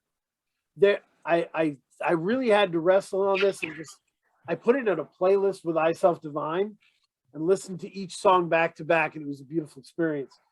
I would say there are not 5 albums in the world in 2021 better than Little Robert Hutton. There are not. There just aren't. It's a career-defining work. It's really an enormously important album. With all the people on it that you'd want. You've got Billy Woods rapping with Mr. Liff. I mean, that's pretty incredible. Breeze Bruin. You got Breeze Bruin on there. Like Breeze Bruin says that his flow is like Puerto Rican judo on this. I mean, that's fucking amazing. Making the Cameron horse and carriage reference. Yep. No, I mean, shouts to Castro. This is again, we're seeing some folks reach like a certain level where they're making like statement fucking like these like people are gonna reflect back on this one, you know what I'm saying? Mm-hmm. And I think after this lived up to the build that he had with the verse on Haram. Cause it was like, oh shit, like Castro, like that, just the fuck puff line. People were like, oh, like people got wet, and it was just like after that, you know what I mean? Like after that, he drops this shit, right? He was ready, man. He's a very intuitive, very thoughtful person, and I think he got the best out of everybody on the album, right? This is maybe my favorite Zilla verse of the year. Is Free Huey Fitted. Like, it's an incredible verse where he breaks down a lot of interesting history in an interesting way. And Castro made sure everyone was on theme for what the song was trying to achieve, no matter how big the name was, no matter how, who it was, they had to be in the right place, in the right time, over the right beat. There's a lot of beat switches on this album. There's a lot of very thoughtful beat switches, movie interludes. There's like a lot of threads that come together. Yeah, and also just also speaking about like the intentionality behind. I mean, y'all realize like, this is like a Black Power album, right? And you got Zilla on there, you got Def C on there, you got I know Def C, Prem too, right? Is Alaska on there too? I believe he is. Yeah. But point is, like, Castro's. I think Castro had a plan. I mean, he talks about that on like the Call Out Culture Liner Notes episode, and I believe on another interview I heard around the time. Mine. I believe it was yours. Yes, it was yours. And mentions how like he had to have a conversation with Def C. He and Zilla were talking about things regarding like their place on the album, and I just think like that there's a wit and sort of like there's this like nod to coalition, like accompliceship. Not allyship. I don't fuck with allyship, but like accompliceship and like how like folks can be in the trenches together, for something that, affects one greater than the other, so to speak. So Yeah. Beautifully Well, said. like just just choices, well made choices, so to speak, and like with True. intention. So hats off for real. This shit is crazy. Culturally, like a very black album, but it not just in a black power way in terms of the messaging, in terms of a cultural way. The album does such an incredible job saluting black film, right? Mm-hmm. And black movies that like I grew up on, right? Like, and just clips from that, and it's such a cool thing, right? To have all that mixed with the messaging, and there's songs on there like I don't think anybody else could give you Black August in 4 parts. Like Right. that's him. Like he's got to be the one to give you that. Yeah. And also just lastly to that point, like and to that the whole point of like the album and its messaging and whatnot, I don't like, it's not one of those traditional sort of like trope. It's not doing the costumey trope of like black liberation, and we're just channeling, like it's not doing like the Black Panthers trope where it's like aesthetically just signaling towards the thing, but like not challenging or channeling the narrative in a way that shows like a actual like depth of like understanding as well as lived experience. You know what I'm saying? Like you see a lot of that with like folks who are just kind of like, I like, I'm a so-called conscious rapper, but then it's just like, you read a Wikipedia article about this shit. Like, you know what I mean? Like you're quoting like Eldridge Cleaver, and like you don't know like the fuckery around all of that shit. Like Totally. You know what I mean? So yeah, it's I mean, again, this isn't some face value shit. So, props to Castro for putting this fucking thing together. And also the whole team involved, obviously. I know it's a village, Yeah, Mhm. no, because you're right. There's a lot of pro-black albums out there that are kind of vaguely pro-black albums. This Right. is beautifully specific. And you remember when you saw Castro live, there's just something about him that takes up the whole stage where the crowd is just watching and riveted by it. Yeah, I mean, he has the energy to him, but it's energy backed by an intelligence that you can feel. Yep. Salute to him. So the next two are kind of connected, right? So you can't. I don't know. I would go. Number 3 is Salt 9. Number 2 is Little Sims. Sometimes I might be introvert. Sorry. And this is like the kind of Inflow pocket, right? Inflow had a really important effect on my listening in this year. And Salt is really cool because Salt 9, it has these beautiful songs on it, this beautiful run of songs like in the middle, but it also has some really rambunctious London gangs, it has just a lot of interesting different feels to it. Sure. I just loved it. So who was it? Salt, not Alcohol. Yeah. I thought that this was probably one of my favorite albums. Salt 9 was probably one of my favorite albums of the year. I just think the way it was constructed, the music, it is also, I know that you talked about the concept, Dan, of being able, like a song being good when you're able to read the lyrics as well without the music. And the lyrics stand out. There are multiple songs on here where you could just read the lyrics without the music and they still would resonate with you. Right. No. As well. And that run, Bitter Streets, Alcohol, You from London, that's a hell of a run. Yeah. Of songs. So yeah. It's just an interesting, Trap Life. It's an album that means something.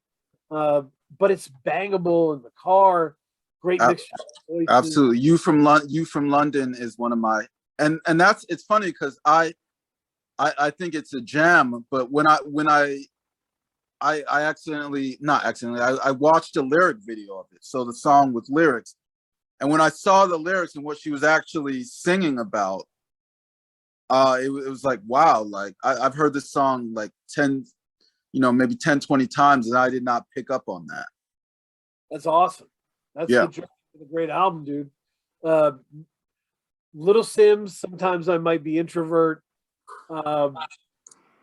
it's my number 2 album of the year. And it did something that I think it's the best pop rap album of the year. Yeah. Because when it comes to pop rap, you want to be able to get your meal too. You want to have a journey that you take with the author, but you want to have your radio fun, right? And this is the album that gave you. It leaned into a big, grandiose sound. Yeah. That made it different from everything else.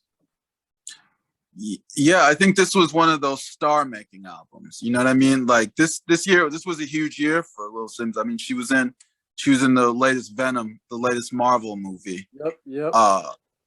So this was that year that, and I don't feel like we really had a lot of like those star-making albums this year, where there had been an artist that had had been bubbling, and then they dropped the project. I mean, not necessarily. I mean, on the main stage, like mainstream hip hop, definitely on the underground that's happening every month. But on the mainstream, we hadn't really had any artist that really made that jump, in my opinion. And I think Little Sims with this album kind of made that jump. Yep, it's a beautiful album. There's a lot of good lyrical stuff going on. Yeah, I feel like you hear a lot more folks bigging her up this year more than any other. You know what I'm saying? More than any other year. So yeah, I think there's definitely a lot of truth to that.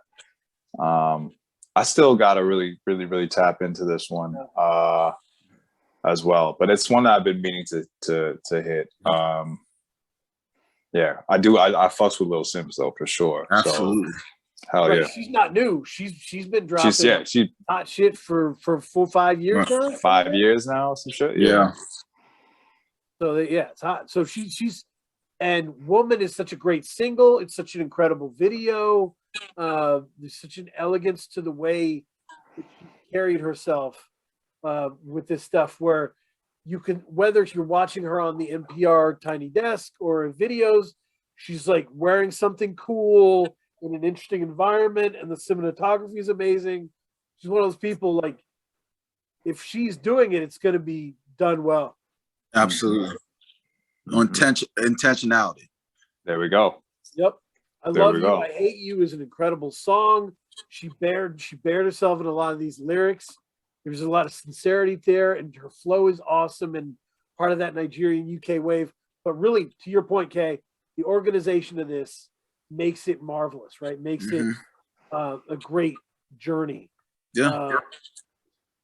And here's my number one. I became a subscriber on Patreon to the Dad Bod Rap Pod. One of their extra bonus features was being not enthused about Ka, A Martyr's Reward.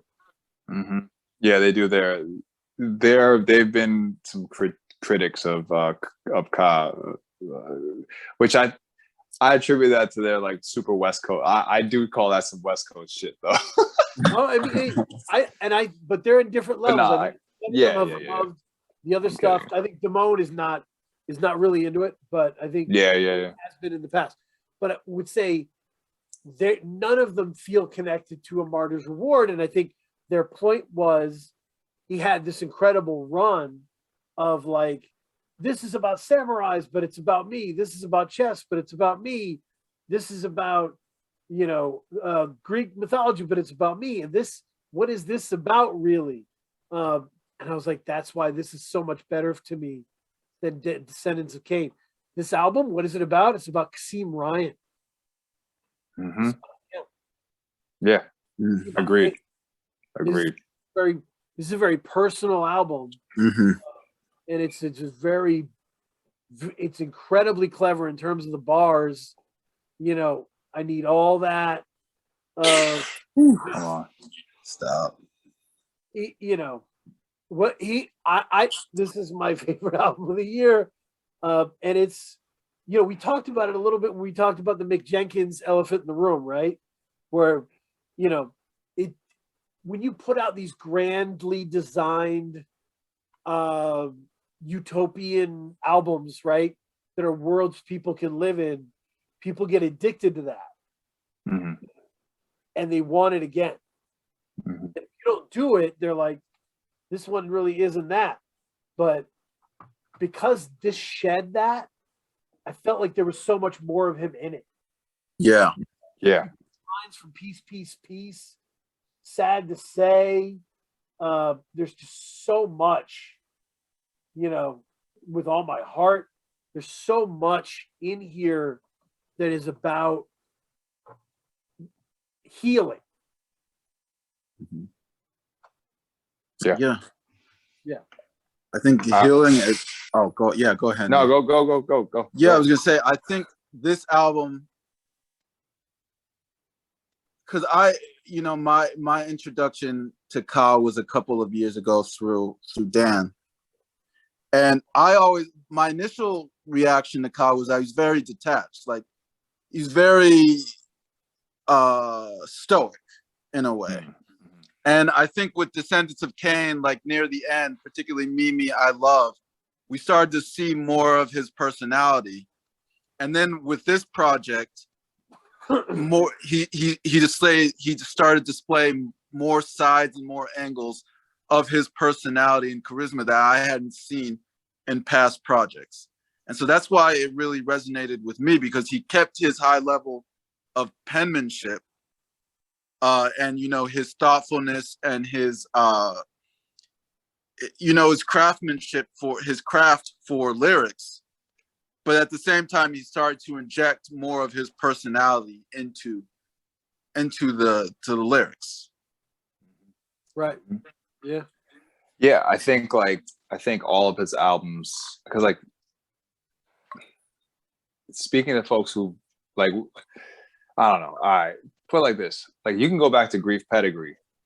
Yep. You know, where Ka, like there's Ironworks before that, but like go to Grief Pedigree. That's where Ka, I feel like fully like realized his voice and really more so the world that he was to dwell in. As far as like the production, really it's the production, especially by Grief Pedigree, it's a leap from Ironworks and anything kind of prior to that. Right. And visually as well, you kind of get this full package, this like again, like it's very, very, very full. He's a host that gives you a spread, you know what I'm saying? And I think almost this harkens back to Grief Pedigree, where it is that thing of, Grief Pedigree was Ka, I feel like, you know what I mean? But it's like he gave you all these other sort of like pseudo mythologies, pseudo fictions. And I call them pseudo because they're actually all extensions or just different projections of his self, of self from the host. You know what I mean? So you're getting all these little, stories being told or life experiences and lessons being told through the use of these various mythologies or archetypes or whatever whatever have you. But, boom, he's kind of come full circle, and he's back. He's sort of back on the ground with it. And,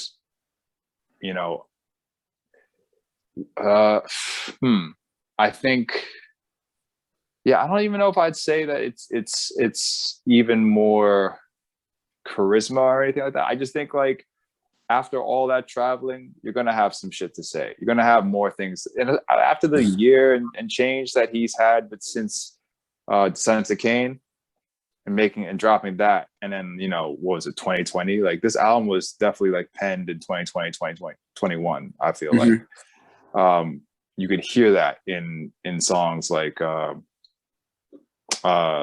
I mean, you could hear that really throughout, but the one joint you mentioned, I'm fucking up the title now, but I Need That. Need all that. Yep. I need all that. Right. I think it's sort of I think also like someone who's operating the way he does, from what I understand or whatever, like, he takes his break and kind of, he uses time to his advantage. So he's living that experience and also just sort of like cooking, like, he's slow cooking these thoughts and like these like, so, that's why he can come up with a concept and live to that through an album. You know what I'm saying? Yeah. That's why he can like say the sagely things that he does while also keeping a balance of, everything else that you love Ka for, or other things that you didn't even realize until you really listened to that album for the third or fifth time or the 10th time. You know what I'm saying? You don't spend a single listen with Ka. You live with that. You kind of grow with that album. Each album is laps and laps and laps. You know what I mean? It's a full race versus, you know what I mean? So for me, I mean, this is just one of those, it's just like another moment where he just caught fire again. You know what I'm saying? Like I would rather caught bottled up lightning. Like he was just on some like, it's back to square one again. It's back to Ka, back to Kasim. You know what I mean? It's a beautiful thing to watch him manifest himself into these other cultures or other history parts and watch him come out of it still himself. That's an incredible thing. I don't want to lose that. I don't want to insult that to people who love that. I love that too. But there's something really special about dropping that and just sitting in the room with it. Yeah. Right? Yeah. And this album felt like that for me. Like I could really sit in the room with him. Maybe it's something about like, I mean, it's relatable in like a way that the other sort of conceptual stuff isn't, so to speak, because there's no fantasy angle or fictional or mythological angle to it. You know what I mean? It's literally like onion, just the layers of just like, it's just the core, so to speak, the foundation. And also like and then, Navy, he's got nephew Navy Blue on there, and it's like this nice interplay between the two. Wait, Navy's on it, right? Yeah, Navy's on it. Yeah. Yep. Because I get confused between Navy's albums sometimes and Ka's. But I like spent a lot of time with this when it first dropped, and again, this is going to be like, I go back to. I'll have my time with all of his albums, going back to them years and years later. So like, I still go back to like Griff, Pedigree. I still go back to Honor Killed the Samurai. Yen Lo is like one of my favorites in the whole canon, but like that also changes by the day. Come on, shout out to my guy Preservation. But like, this one is like, Chef's Kiss. I'm not surprised it's on the top. You know what I mean? Like, I have nothing but like, I'm in agreement. Hi. Kay, I would say that if I wanted to really frame it, what's the difference? My least favorite Ka album is Orpheus versus the Sirens. And the reason is Greek mythology has so much to it. It's such an incredibly large world. Ka really felt the need to reference as much as he could reference, right? Okay. Those references were working all the time, and it became a distraction, right? Like, you imagine if everyone in your favorite TV show was wearing a red hat every episode? Different red hats. And by the second season, you'd be like, I can't deal with this. What the fuck is going on? Right? Like, so that was Orpheus versus the Sirens. Whereas this album strips that away. And so he's still slick and barring up, but it doesn't have to keep coming back to the thing. So, right. So how do you feel about this versus Descendants of Cain, Ken? Me? Yeah, you. I mean, I really love Descendants of Cain. Same. That's I mean, I think Me, I love. That's my favorite Ka song. Love that song. But I think so. I think my personal preference is probably Descent of Cain, but I think this one is a lot better because not a lot better, but it's better because of the growth. As I said, you could see more of his personality in this one, as well as the experimentation with sound. And he's a lot more, in his own way, he's a lot more loose as compared to the other albums I've heard from him. Oh man, it's such a great place to put us because a lot of the top 25 people that we're talking about, it was about growth, right? Yeah. Whether we're talking about Alaska, whether we're talking about Curly Castro, whether we're talking about, whatever, Prem Rock, Def C, right. Yep, Ka, like these are people who have grown with their work. I Self-Divine. Holy smoke. Yeah. And so you have people who have been sharpening their sword forever. And I think there was one discussion I was having about what is a rapper, right? And I came to the point where I was like, whether you're a rapper, it isn't about whether you're good or not. It's about whether you rap. Like, are you rapping? Right? Like, are you always rapping? Like, if you're singing, if you release R&B album this year, a rap album that year, you're kind of in all these different lanes. To me, I can't really call you a rapper because there's dudes out there doing nothing but getting better at this. They're getting better at this their whole lives. Like they dedicate their whole life to this. So I love Donald Glover, but he's not a rapper. Ka's a rapper. And that's just my opinion. But like that's the respect I have for the craft of what is going on. Yeah. Let's go. Mic drop. Yeah. Are we doing recommendations?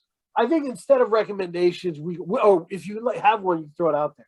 Yeah, I have two things that we didn't speak about. We don't have to speak about them by any means. I just want to drop them real quick. Things that are on my two other favorites of the year on my list that I would recommend both of y'all and everyone else listening to tap into. One, definitely one of my favorite albums this year, Easy is album by Lorraine, L'Rain.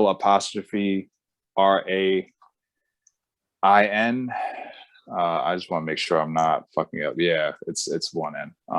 Because I think the social media. Anyways, my friend Taja and the debut Lorraine album was incredible. This album it's called Fatigue. This new joint, and it's like the album title suggests that it's going to be some heavy shit, right? And it is indeed some heavy shit. But what it doesn't do is drown you in it. What it doesn't do is hold your head under the water for that long. It's actually like a pretty short listen because half the joints on there are like these voice memos and like little field recording interludes. So you have this like these moments of like a breath, so to speak, between like these like beautiful, crazy time signature sort of like these technical, I don't know, it's jazz funk fusion. I gotta check. You know, this shit is crazy. I mean, crazy. And there's a joint where I was like, I texted her, I was like, yo, this reminds me of like Camp Low, I think it's Spanish Harlem. It was off of Uptown Saturday Night. There's like one joint on there. It's like got that flavor. But it's, and the videos are crazy. Just, yo, this shit is fucking like jaw to the floor. I can't give my recommendation. I can't give a heavy enough recommendation. She deserves all her fucking flowers, for real, for real, for real. It's on Bandcamp. I found Fatigue and already. Fatigue, yep. I pulled it up too. I believe it's on Mexican Summer, maybe the label. But Lorraine has I believe Lorraine, they have a Bandcamp already or whatever, like their own. Yep. And then find it, get that.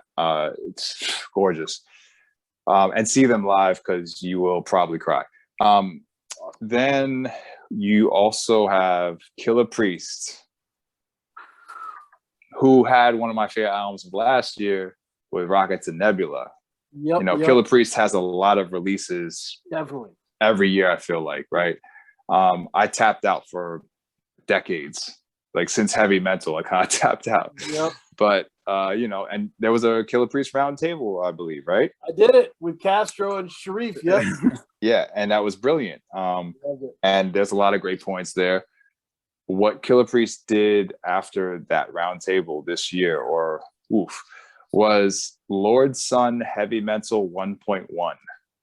That is the Killer Priest album to listen to if you enjoy Killer Priest Heavy Mental, the song. If you enjoy Rocket to Nebula, if you enjoy Killer Priest rapping over like movie scores in reverse and just speaking about Earth and alien and civilization origin stories from like literal like Adam to now or whatever, like trust, like it is that shit. It is like, it's basically like the sequel to Rocket to Nebula in that same style. There's no like, I don't think there's a drum on the album, or like not a drum that's programmed, and it's madness. It's fucking crazy. So yeah.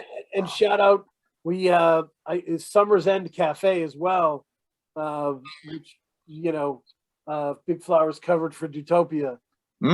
That's a heck of an album too, with the whole bossa nova vibe to it.